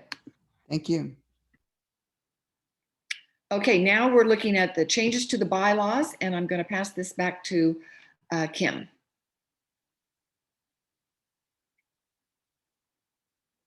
right, thank you. On behalf of the LWVSD board, I move to amend Article 2 of the bylaws as printed in item 1 on page 15 of the annual meeting booklet, as well as at the link previously shared with members. There it is on your screen. So this is Article 2. And if we can go to the next slide, it will show the crossed out words will be deleted and the highlighted words will be added. So essentially, we are conforming with the state and national leagues to add a diversity, equity, and inclusion policy to our bylaws.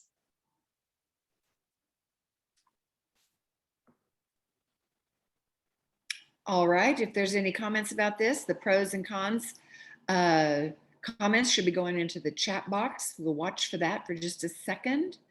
To be recognized, you needed to go to the chat.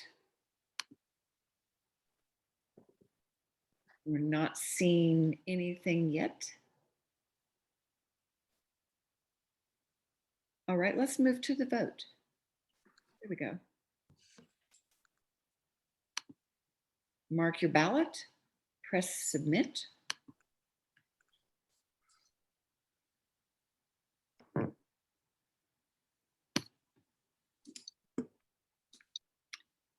And we'll go back to the results. 98%, 2% no. Okay, but it still passes. 98% is definitely a pass, way over 2/3. Okay, then. Okay, next slide, please. I move to amend the bylaws Article 3, Section 2, types of membership as required by LWVUS, as shown on the next slide. And I will second that. So this is one that was not in your booklet because we just found out about it recently. If you could go to the next slide. This is required by LWVUS, and the State League also added this to their bylaws last weekend. So basically people 16 years of age and older will be voting members. There's a definition of a student member, a life member, and a member at large, someone who doesn't live in San Diego, but still wants to be a part of our league from afar. And then at the bottom, associate members are generally those who are under the age of 16, and they're non-voting members.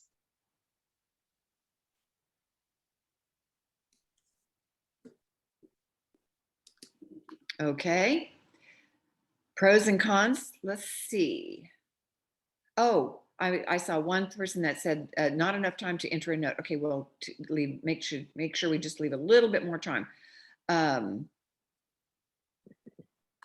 if you vote against, if you make a vote against, if you vote no, it just is, it's going to pass. It goes, we're looking at seeing if it will pass. And a no vote, there has to be enough of them to trigger not having the motion adopted. So it's just nothing's going to happen if you vote no against it. And so I'm looking for pros and cons for this Article 3 amendment. Wanting to give people time to think and type.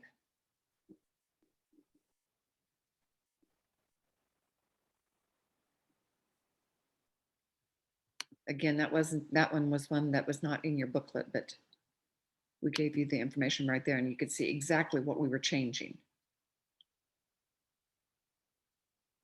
Okay, I still don't. Okay, let's see.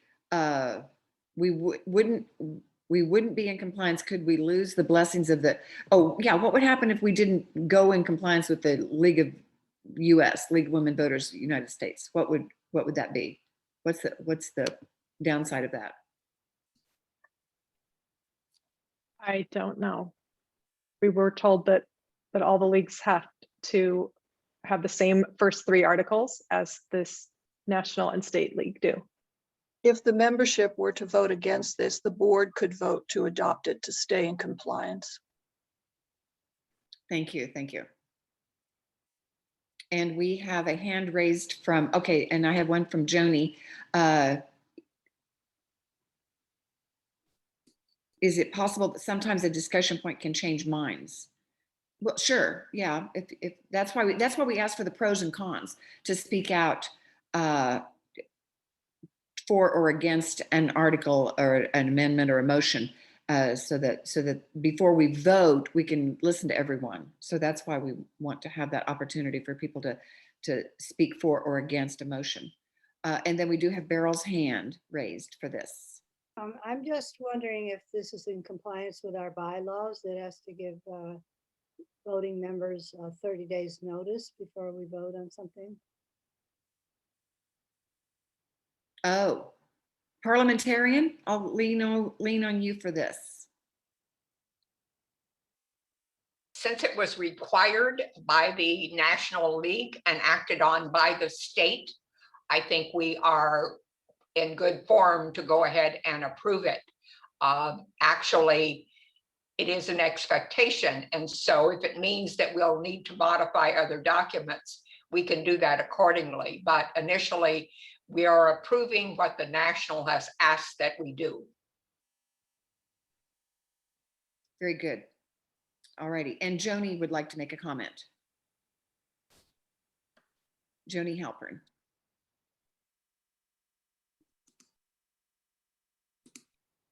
Are you unmuted, Joni?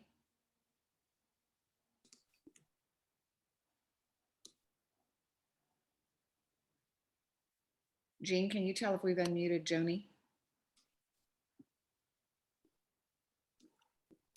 Okay. Okay, can you hear me now? Yes, we can. Okay, so here's my thing. You know, when we do this virtual thing, it's quite a different configuration for us to interact than it is when we're in person. And so the spontaneity of a comment on something which might occur much earlier and lead to a little bit more robust discussion as people kind of riff off of each other doesn't happen in this virtual climate.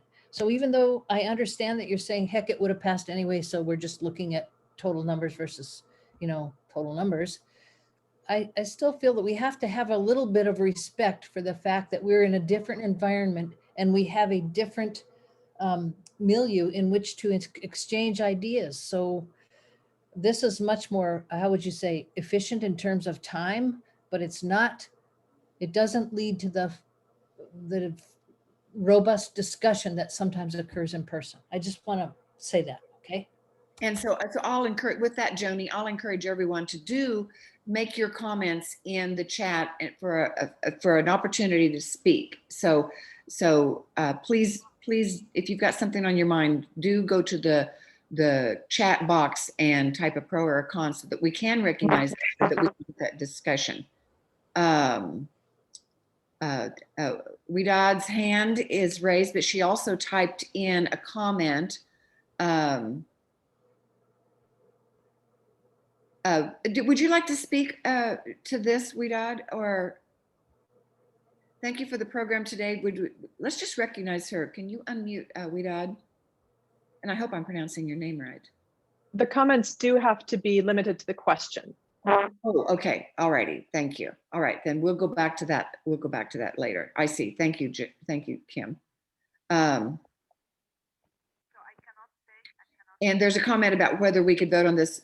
We could vote first on whether to vote on this today. But I think Kay answered as the parliamentarian. I think she answered that question about the legality and the total falling in line with league protocol of making our vote today. So I think we will go ahead and call for the vote. Call for the vote on this. I don't know what that sound is coming in. Okay, so there we go. Okay, then here we go for the poll for this Article 3 that we've shared with you today. We definitely follow the rules of the league. It's a very structured organization and respected from US down to California, down to local leagues. And we really try to fall in line with everything that's one of the things that keeps us strong as a league, that we speak with one voice. And I think that's what this amendment is having to do with. Okay, the results of our poll. One new message. And again, 97% and 3%. Okay, but thank you that.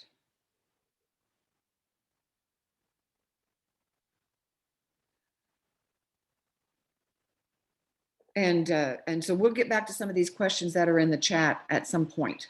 And I'm counting on my team to help me with that. Kim, is there we go. There you go. Okay, we're back to items that are recommended by the board. So on behalf of the board, I move to amend the bylaws, Article 5, Section 6, as printed on page 15 of the annual meeting booklet, as well as at the link previously shared with members.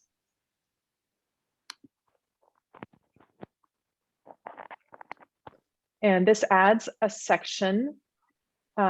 This deals with the conduct of board members, and it was approved by amendment for the national bylaws a year ago and the state a week ago.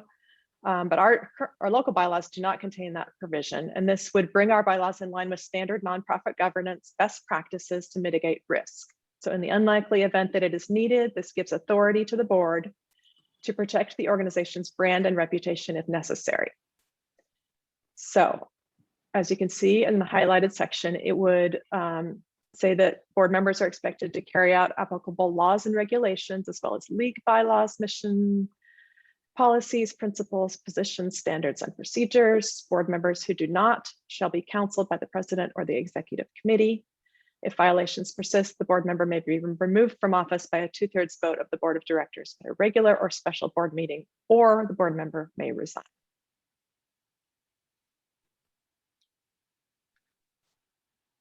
And at this point, Kim, we have Mary Hansen's amended motion. Did she make, is she here? I didn't see anything come into the chat. She submitted her motion to me. Okay, maybe she.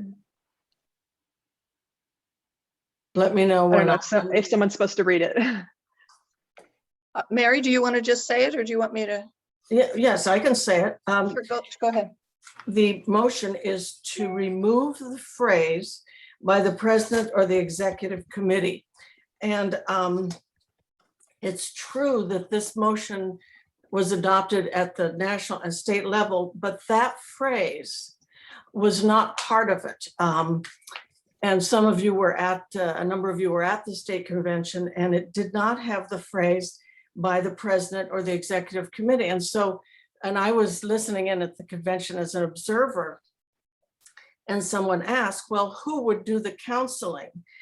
And I believe it was Carolyn Delamas, the state league secretary, who said that the process should not be part of the bylaws, and that should be part of policies and procedures. It could be changed. It could be, there may be different ways that that this could be addressed. It could be somebody who's not on the board who does the counseling. It could be the local league coach who does the counseling. That's not up to me, that's up to the board. But if we remove that phrase and have it just read like the state and national bylaws edition does, it would be there would be a period after who shall be counseled, period. And then how that would take place could be adopted later by the board. And I strongly urge this, amending this so that it does conform to the way the state league bylaws reads. We've been doing other things to be in compliance with state and national. And by making this change and removing that one phrase, we would be more in compliance with what the state board has strongly recommended wording without this. Thank you, Mary. Yeah, I would just like to say that this was added to our bylaws prior to the state convention. And Sure. when we saw that that's what the state was recommending. So I'll second Mary's motion. Okay, it's been moved and seconded that we adopt, that we vote on the comment that Mary made to change the wording or recognize to take that wording out. So is there, were we able to get a poll up for that motion? And Joni wants to speak. Before you vote, stop voting, don't vote. Joni asked to be recognized to speak. Joni, are you unmuted? And you're 3 minutes, you have 3 minutes there. Can we get? Okay, you can hear me now, right? Yes, we can. I just want to bring to the attention in support of Mary's motion that when you restrict or let's say narrow the counseling by the president and executive committee, considering the fact that the League of Women Voters handles a number of very contentious issues, you run the risk of putting the president and executive committee in a framework of partisanship and possible accusations of unfairness when you leave them with the responsibility of counseling people who they, even if the whole board considered them out of line with policies and procedures. I think it's not a fair thing to do to the president and executive committee, and it's not a wise thing to do. Very good. Thank you. Thank you for that, Joni. All right. Any other? Jeannie Brown would like to speak. Yes. Can you hear me? Yes. Yes. All right. Yeah, I've been part of the board when we had problems with the treasurer or the president, so members of the executive committee. And so I think that that would have caused a problem too. So I think it's wiser to remove that part. Thank you. Thank you. And Kim Knox would like to speak. Yeah, I just wanted to note that I'm in favor of this as well. It just was not included in the packet, and that's why it had to be a separate motion. That's very good. Very good. Very understandable. Okay, then I'm watching the chat box. I don't see anything else. Is there anyone else to speak? I don't see it. So let's go ahead and vote then for the motion that Mary made to strike the words of the president or by the president or executive committee.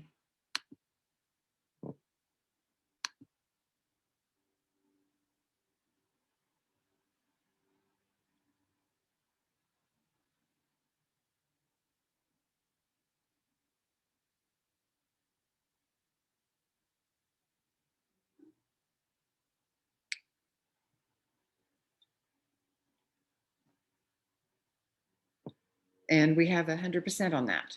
Thank you. Okay, so now we'll go back to the amended. Now we'll look at the amended motion.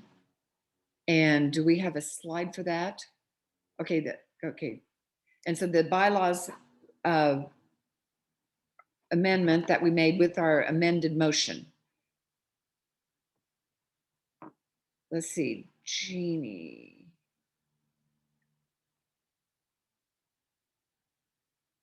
Jeannie Widener, I don't know if we can go back to that one there. We'll talk about it in just a sec. Okay, so on this We're one. on Article 5 right now. We're on Article 5. Yes, Article 5. So shall we have anybody make a motion to, or pardon me, pros or cons comments? Do we need any more pros or cons comments about that? Waiting for people to have a chance to respond.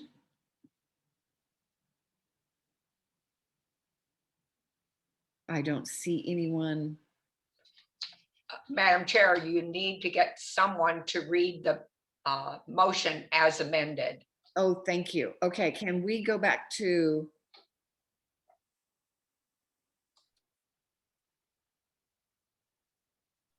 Okay, All right, I think I can do that. So the motion as amended is on behalf of the board. I move to amend the bylaws, Article 5, Section 6, not as printed in the booklet, but with striking out the words by the president or the executive committee.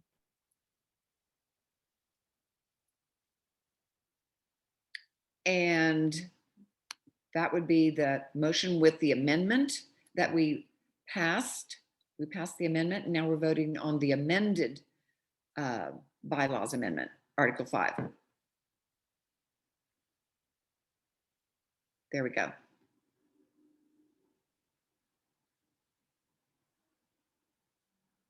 So section 6 as printed on page 15. Okay, now, Jean, do we have a different poll? yeah, that has the amended. The amended? We did not. Okay, Madam Parliamentarian, can we use this vote with the understanding on the record that we have amended it? Because this says. We do have, oh no, sorry. The original vote was just for that one section in Article 5. Mary's motion was to amend it, and it was seconded, and Mary's motion passed. Right. We don't have to go back to the original motion again. But we have to take a vote on the original motion as amended. You already voted on the amended motion. Oh, when we voted with Mary's vote, that passed all of it? I Well, thought. No. Is there something else? Is there something else in Article 5 we need to? No, but Mary's, Yes. the one that we voted on for Mary was to make the amendment to that, and now we need to vote on the amended bylaws, Article 5. Am I correct? Yes, we Yes. took a vote on the amendment and that passed. Now we are voting on the motion as amended. Yeah, so can we, Kay, since we don't have a poll per se exactly saying that, can it be recognized that the vote for the, go ahead and put that up, Jean, that poll, not exactly correctly stated, but has been verbally. I can make a different one that's correct. Just give me a second. Okay. This is the problem with technology, rather than just standing up in front of everybody and taking an in-person vote, because we totally want to be correct on this. Okay, that was just added. Poll 22.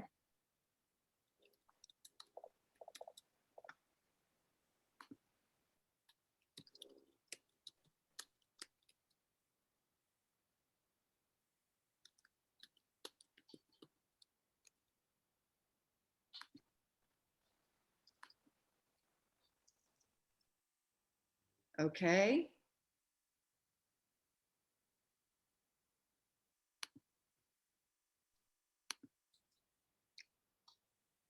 Probably everyone's had a chance to vote on that.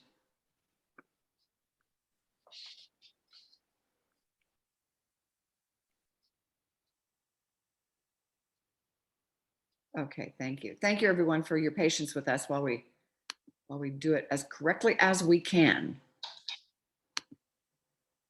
Okay, Kim. On behalf of the LWVSD board, I move to amend the bylaws Article 7 as printed on page 16 of the annual meeting, but as well as at the link previously shared with members. We should be on slide 40.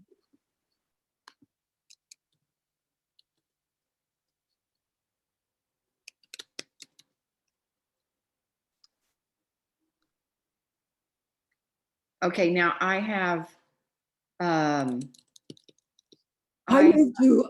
move to amend that by inserting into Article 7, Section 2, and student members before the word shall be exempt from the payment of dues. thank you, thank you, thank you. Okay, here we go. And I second that. This was also something that we recently learned. So it would say life members and student members shall be exempt from payment of dues. So it's the bolded black text that Jean is proposing to add and that we need to vote on. So this will be another two-step process. Again, we'll vote on the amendment to the motion, and then we'll go back and vote on the amended motion. So here we go. So is there anybody that would like to speak to this? And let's do a pro. If you want to speak in favor, type the first words you would type, please, would be pro, P-R-O, and then the second one, con, so that I can, if we should have more than one, I'm supposed to go back and forth on pros and cons comments. So I'm waiting for anybody to type into the chat to speak to this. usage.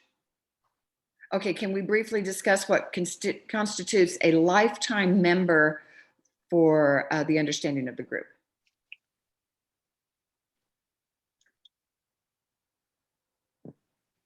Kim? Yes. Our bylaws, Article 3 says life members shall be those who have been members for 50 years or more. But didn't we vote on this earlier? Let me go back to the.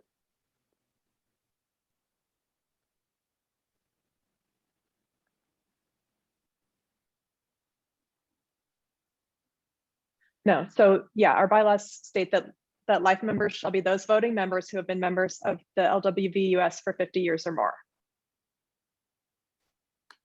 And we've honored one of those today.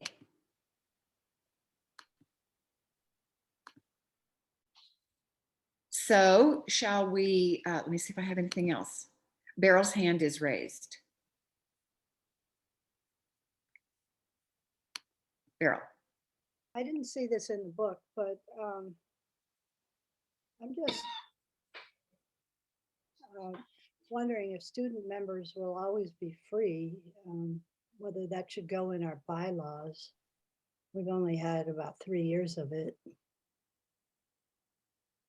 Well, I believe that's something that we decide on as the board. Kim, help me with that. I on it at the national and state because of the PMP.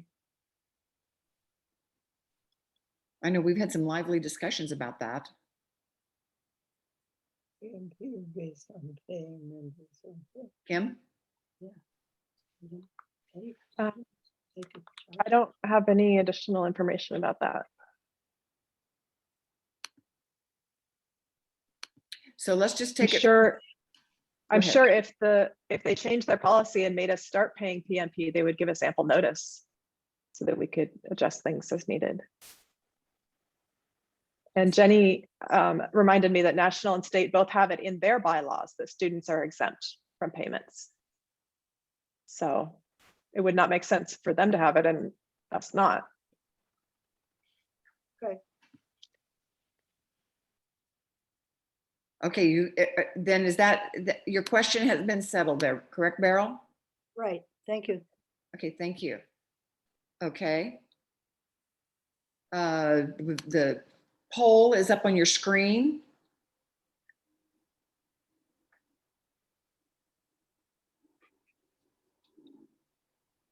Okay. All right, let's vote.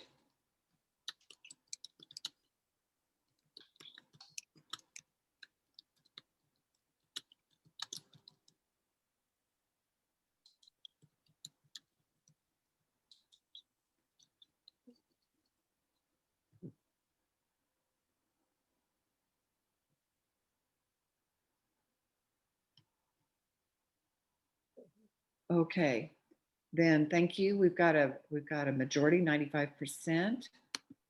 Thank you for that. Okay, now Article 7.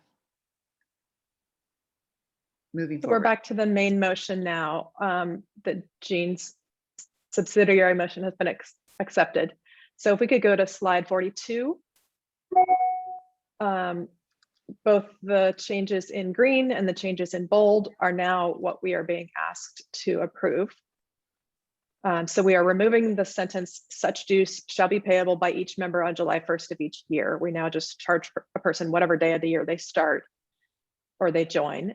And down at the bottom half, the budget committee to be appointed by the board, we just moved that phrase around so that it would make more sense.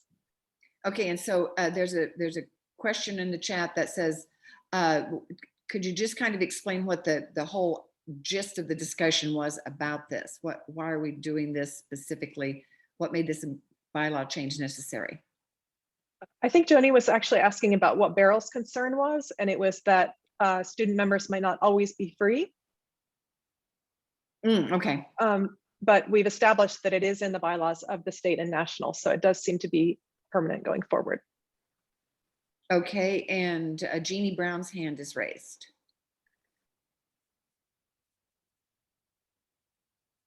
No, I I was commenting on the student membership, so that's over. We're good. Okay. Sorry. Okay, so to refresh where we're at, is there anybody that needs to come before our membership and share something? I'll wait just a minute before we do this. Do we have another comment from Beryl?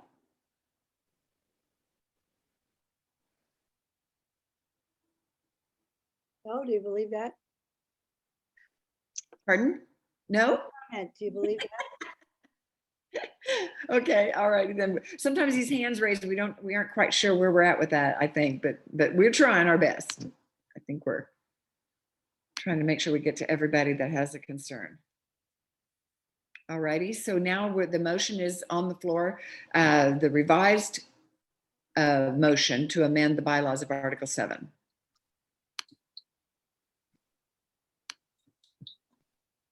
A moment for your voting.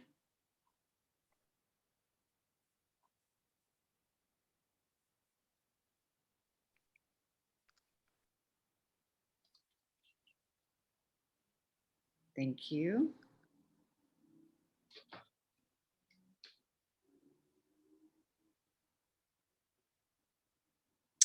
And thank you all, 100%. We like it when we've answered people's questions and they feel confident in their voting. Okay, on behalf of the board, I move to amend bylaws Articles 6, 8, and 9 as printed on page 15 and 16 of the annual meeting booklet, as well as at the link previously shared with members. These three were put together because they're very simple. If you go to the next slide, you'll see they're just kind of grammatical corrections and restating of things to make them make more sense. Typos. All right, pros or cons, comments in the chat? Raise your hand. Let's see what we've got going on. I'm not seeing anyone.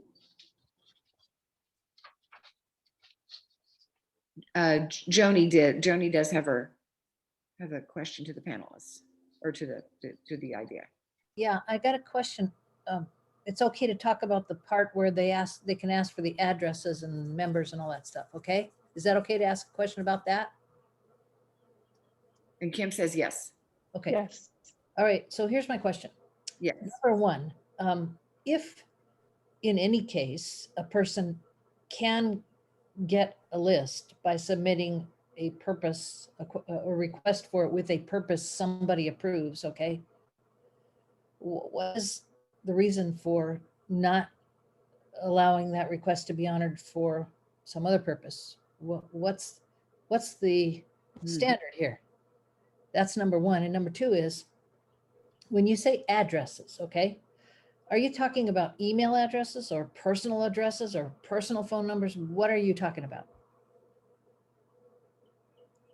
Kim? As it was explained to me, this is something that would have been could be used by a person who wanted to sway the members to vote with them at some vote that was coming up, and they would have a way to contact all the members and notify them about some issue that was bothering them that they wanted people to vote with them on. Is that a permissible request, that kind that you're talking about? That's my understanding, yes. So what would be an impermissible request? Wanting to use the mailing list to try to sell people something or to sell the mailing list.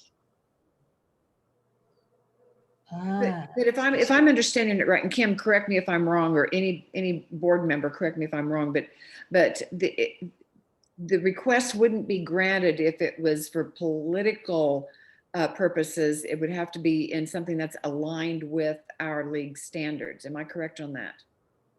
It would be vetted. I assume so, in accordance with our bylaws. In accordance with the things that we stand for and the positions that we take on things. So it's not easily accessible.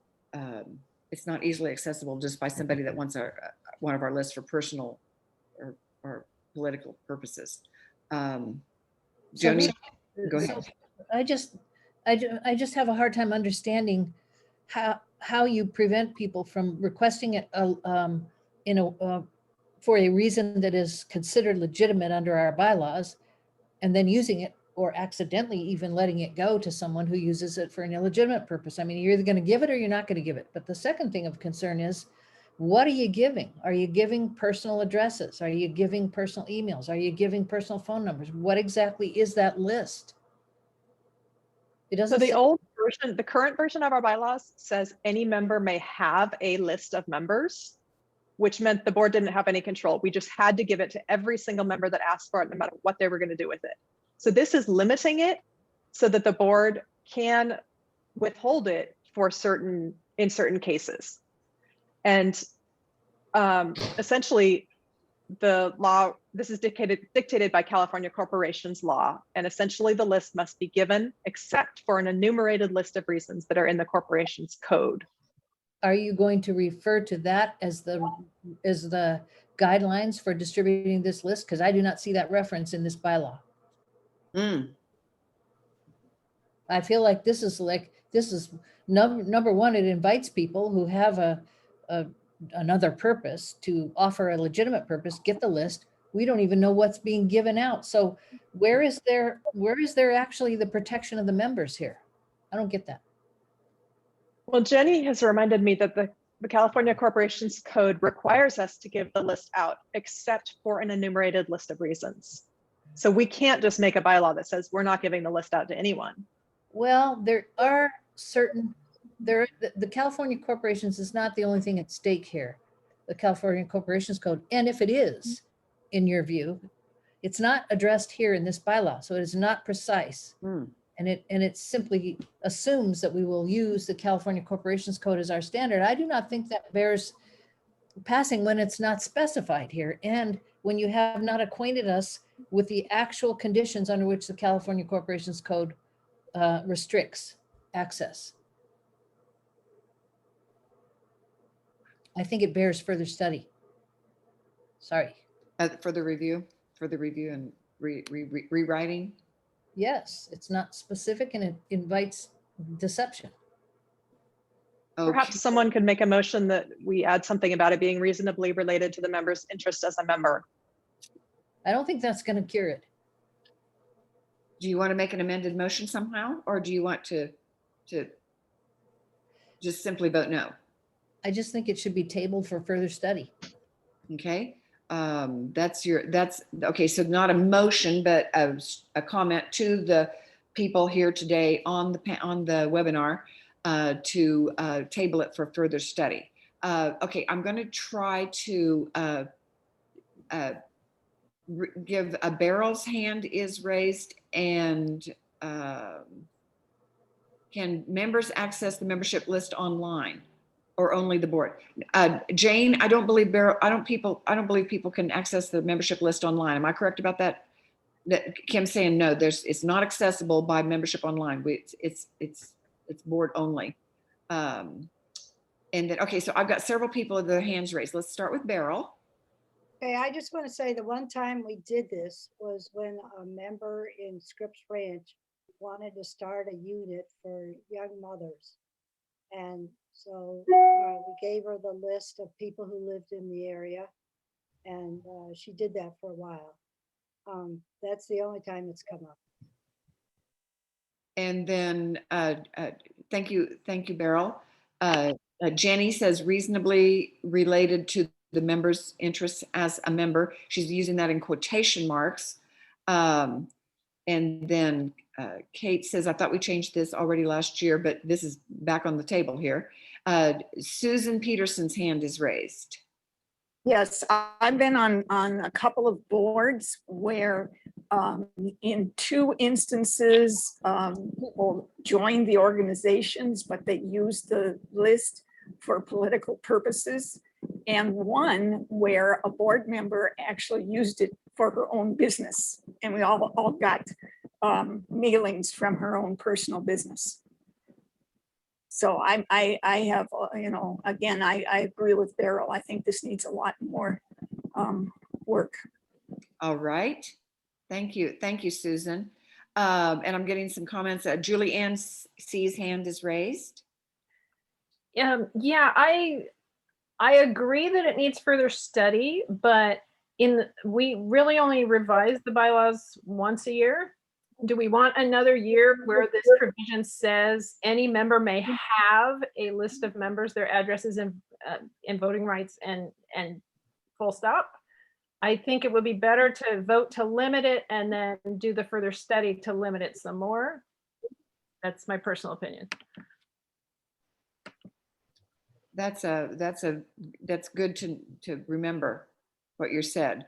And then another person says they've had identity theft twice and will discontinue membership if address is at risk. So going back to what Julianne said, this is tightening it up, but like other members are saying, in need of further review.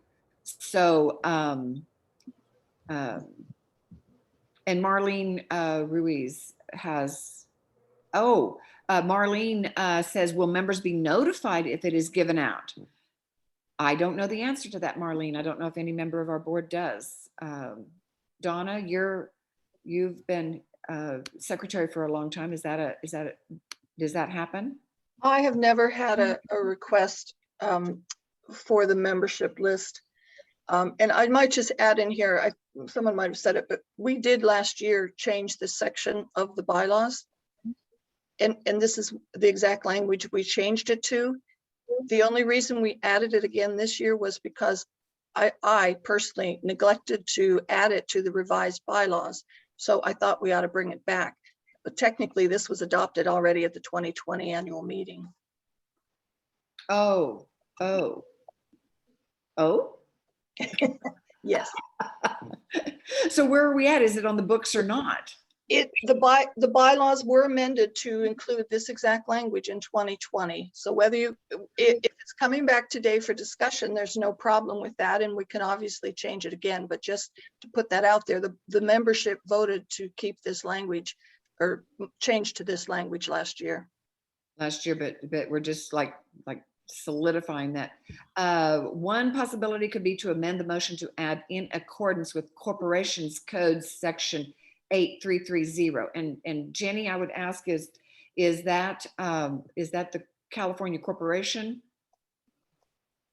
That's what we were looking at when we put this in, and it's it reflects the language in that Corporations Code section, and I understand the concerns that were expressed and wanting it to be more clear.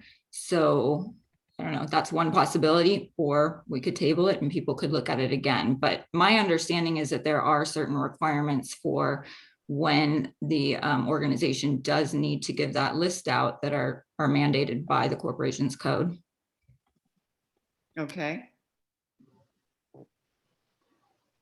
Can I jump in here? Is that okay? I raised my hand, but there was no. Is it okay to talk? Yes. Okay. So I can understand that since this has already been passed and all that, you want to move on, but what if there's two motions here? What if we sort of accept this as the temporary restriction, but we also make a motion that this has to be submitted for further study, and that the exact or specific requirements and whatever the exceptions or the permissions are within the California Corporations Code, whether that is truly what we should be applying here, or if there are certain precautions we should be taking. I just don't think this is something we should take lightly. Right. And I think it deserves further study, and it should be studied, and there should be a motion today that says, okay, fine, we'll do this. Then we have this other motion that says we're taking this up for further study because we want to be more specific. It is not really fair to us to pop in the California Corporations Code without even seeing the code's language. Okay, Kay, if we wanted to do what Joni is saying, would Joni make a motion for a further study? Would the motion that Joni would make for further review for detailing the request, does that come after we vote on this as a separate motion? Because we're not amending this necessarily. She's asking for further study. How does that go, Kay? Well, probably the cleanest way would be to take action on this motion. And then there could be a motion to require the board to establish a committee to review the section as noted and return next year with new wording. Okay, all right, so let's, okay, so maybe Joni, would you type in your motion into the chat box so that we can take that up with the next vote? I'll try. Can I ask Kay's help here? Please. Kay, do you want to type in the motion in the chat box as your understanding of it, and then we'll share it. And yes, I know our meeting. Some concern about our meeting going long, but it's important to get this right. I mean, we only do this once a year. Solution? Yes, please. Wouldn't that be a resolution? Oh, a resolution. And Kay, I'm going to lean on you. It could be a resolution, yes. And does that come in now? a resolution? You're asking the board to do something. In a motion, by a vote of the membership, you're saying you are going to do this. I want a motion. I know you, Joni. So Kay, can you help with that? I think she's typing. Yes. Okay, so I'm going to move on then, Kay. I'm going to move on and have the vote taken on this motion here, like we've been talking about. So let's call for, but let's see. I still have Marlene Ruiz and Susan Braun's hands are raised. Let's do that real quick. Marlene? Hi, can you hear me? Yes, we can. Okay, I was just typing in, I was putting in, suggest the board be restricted from releasing any information before getting permission from members. I have several accounts and I get an annual request from the accounts to restate my privacy requests. And I think that is something that could be put into place with the league so that at least you have in writing from every member their preferences. Are you making a motion to amend this now, or do you want that? No, as I understood the conversation, this language is already in place. And so what I'm just asking is, could the board be restricted from releasing information without checking with the members first? Oh, you're asking like, do I know that answer? Yes, and or should that be a motion? Kim, I'm going to bring you back in on that. Couldn't that just be sorry, Kim, couldn't that just be something for this committee we're about to form to consider? Yes. Okay. And I think that was Marlene that said, yes, it could be. Is that correct, Marlene? Me. No, it wasn't Marlene that said yes, but I do agree that if It was Sue committee- Braun that said yes. Okay. If the committee is willing to accept the request to put that in part of the revised document, I accept that. Okay. All right. So that'll go to the board. That'll go to the committee that's going to review this with the motion that Joni is making. And I would not be opposed to being on that committee if you're selecting members. Excellent. Type that in. Let's see. Could somebody make note? Madam Secretary, could you make a note of that? That Marlene Yes. Ruiz. I'll put it right in the minutes so she can't back out. Thank you, Secretary. Thank you. Thank you. Okay, so now we're going to take a vote on this motion as per all of our discussions have led up to.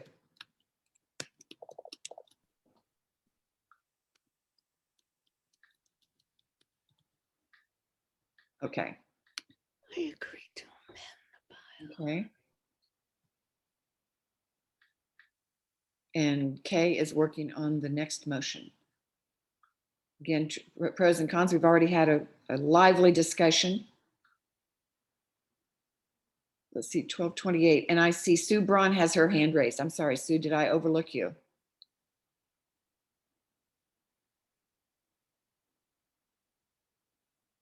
Is Susan unmuted? Yeah, right now. Can you hear me? Yes. I want to firmly support putting this to next year and having further study. This isn't the place or time to nitpick this, and it just needs to be referred. I don't believe it's okay as it stands. I don't know how it got by last year as it stands. As a person who used to be an elected official, I know how dangerous it is to give out lists to people. And I just want to have this much tighter, or just not give out lists at all to anybody. Okay, and we've already put the poll up. We'll see where this goes. But Susan, are you saying you want to be on that committee to assess that with us? I'm not saying that if you have enough people. Okay. I was trying. I know. Okay. I'm seeing some other things come in. And Marlene typed into the chat her comments about what the committee should study. And then we've got in our documents the California Corporations Code for reference there too. So, okay, do we have the result of that poll on this? Okay, we've got, so as it stands, we're gonna hold on to this. And I think the board is completely aware of the huge concerns. So they're not gonna be doing anything loosey-goosey. I can pretty much say that. But so we're gonna say this one passed. Now, Kay, do you have the next, did you get the next one into the making a motion? Is the next one formed as a motion? Joni's comments? I have submitted some tentative language to Joni. It would not be appropriate for me to make the motion, I don't think. Okay, Joni, then we need to get that approved by you. If you want to make a motion going forward on this, then you need to get that to the tech committee here, which is Jean Widener and Kim Knox.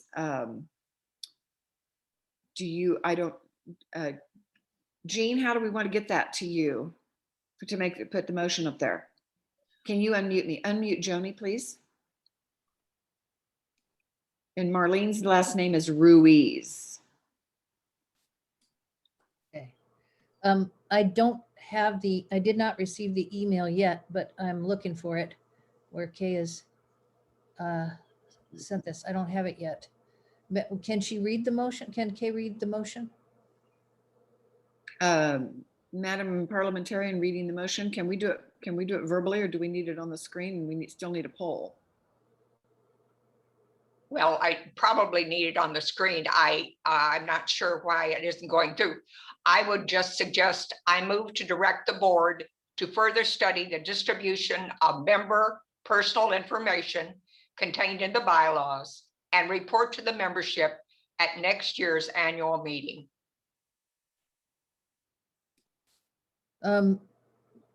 The only thing I would be concerned with is just to report is bring it to the board for a vote.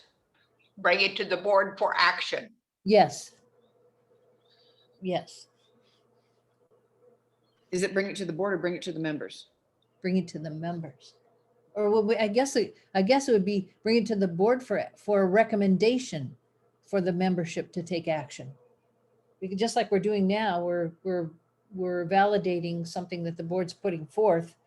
That's what I hope would happen here, that there would be a committee that would study, report to the board would examine it, and then make a recommendation for us to pass or not pass. Okay, I'm sure the tech people are working on this. Technically, this would come back with the next bylaw amendments. So if the motion would be to direct the board to further study distribution of member information and report to the membership during bylaw amendments at next year's annual meeting, something like that. Yeah, that sounds good. Does that sound good to you, Kay? Yes, I think what ultimately you're wanting is you want a vote by the membership of how member information is distributed, if it is to be distributed. Right. Right, exactly.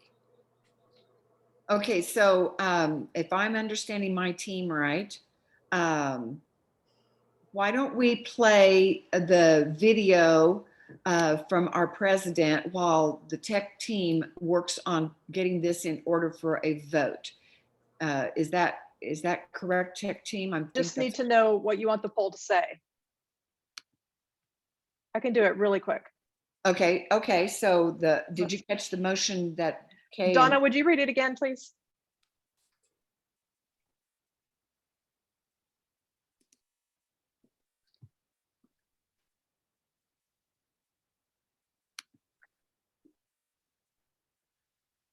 Are you there, Donna? I just read the thing on mute. That was really helpful, wasn't it? The motion is to direct the board to further study distribution of member information and report to the membership at next year's annual meeting during bylaws amendment discussion. Or during bylaw amendments. Okay, here's what I got. I agree to direct the board to further study further distribution. Further study distribution of member information and report to the membership at next year's annual meeting during bylaw amendments. Got it. Is that good, Joni? That's great to me. Okay. And that's poll 23. Okay, team, here we go. Chance to vote on this.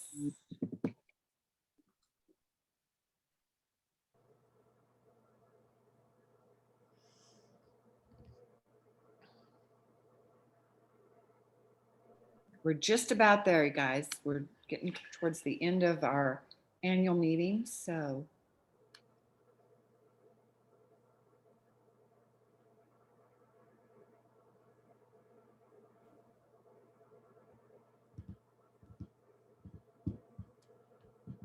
I bet everyone's had a chance to vote on this. Thank you. Oh, okay, very good, 100%, and we will put that into action. Now we're going to have, we've heard from Lori in our voter every month, and she's built this to share with you today. So we've got a president's report from Lori Thiel.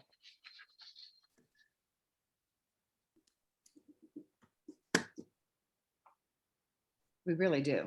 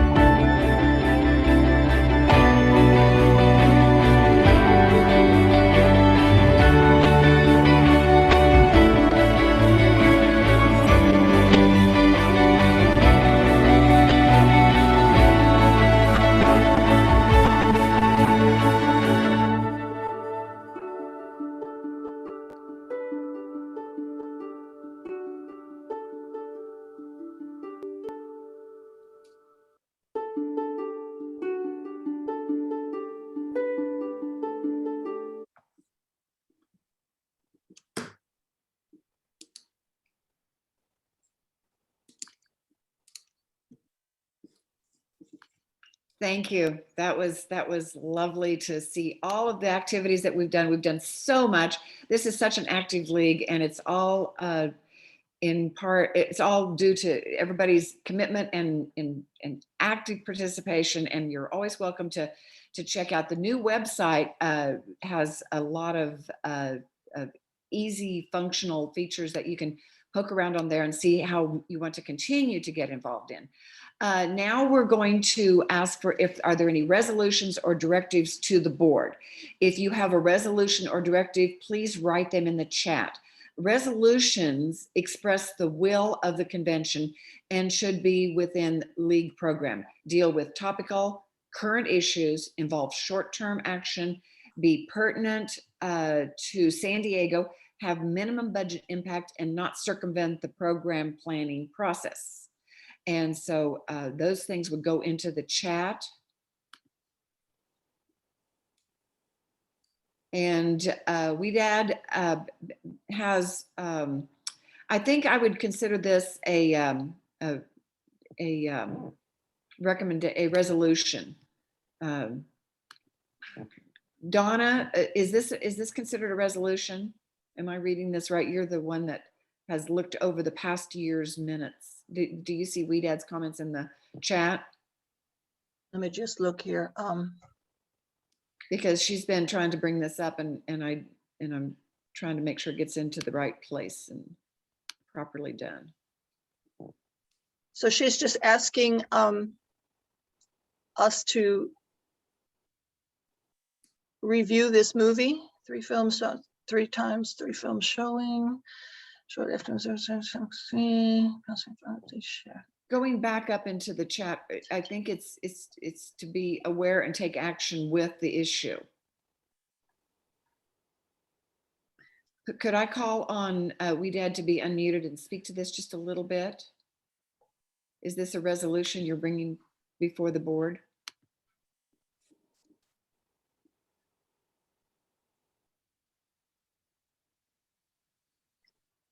Yeah, if she's asking for some action other than just bringing this to our attention and asking us to advertise it and review these films, that's not a resolution. But no, and raise awareness about global human rights. Okay, Donna, I'm going to lean on you to help me, or Kay, to help me recognize Kay, what do you think? Is she's just asking the board to work on issues of global human rights issues, specifically, I guess, in Palestine, Iraq, and Syria. I'm not sure how she's asking the board to do that. Is she asking for us to include it in our area of emphasis, or to use it as educational issues like at a luncheon, or?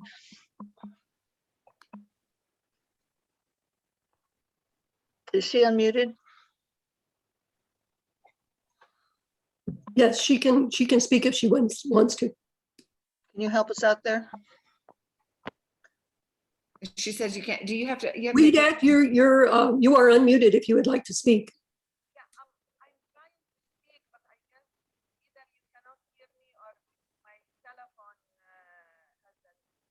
It's too, your volume is down.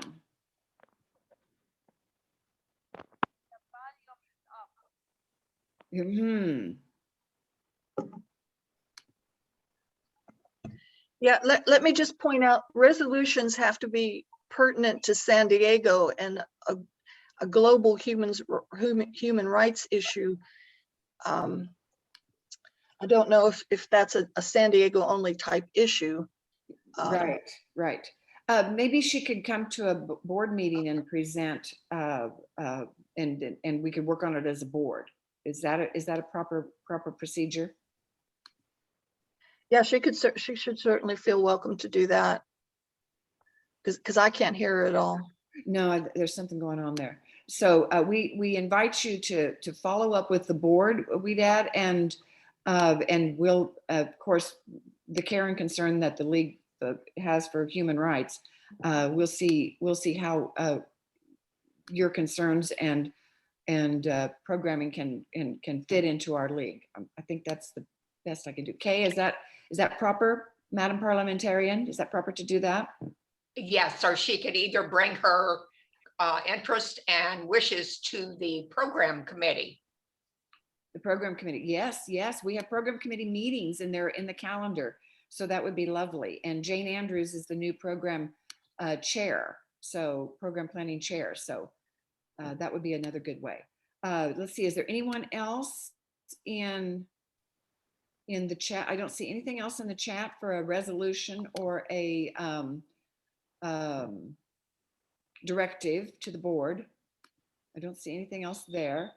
So, okay, I'm going to move on to announcements and acknowledgements. Do we have any announcements or acknowledgements to add to our meeting before we go ahead and post into the chat the survey? And if you all would take a moment to go to the survey and fill out that form. We always like our feedback. We act on our feedback. Our next board meeting, the newly elected board will meet July 13th at 5:30 p.m. just for the body to be aware of that. Okay, so I think I'm ready to adjourn the meeting. I don't see anything else in the chat. We thank you all for coming, and I'm going to officially adjourn the annual meeting that we've been on today. And thank you very much. And we appreciate your involvement, and we'll see you soon. Thank you.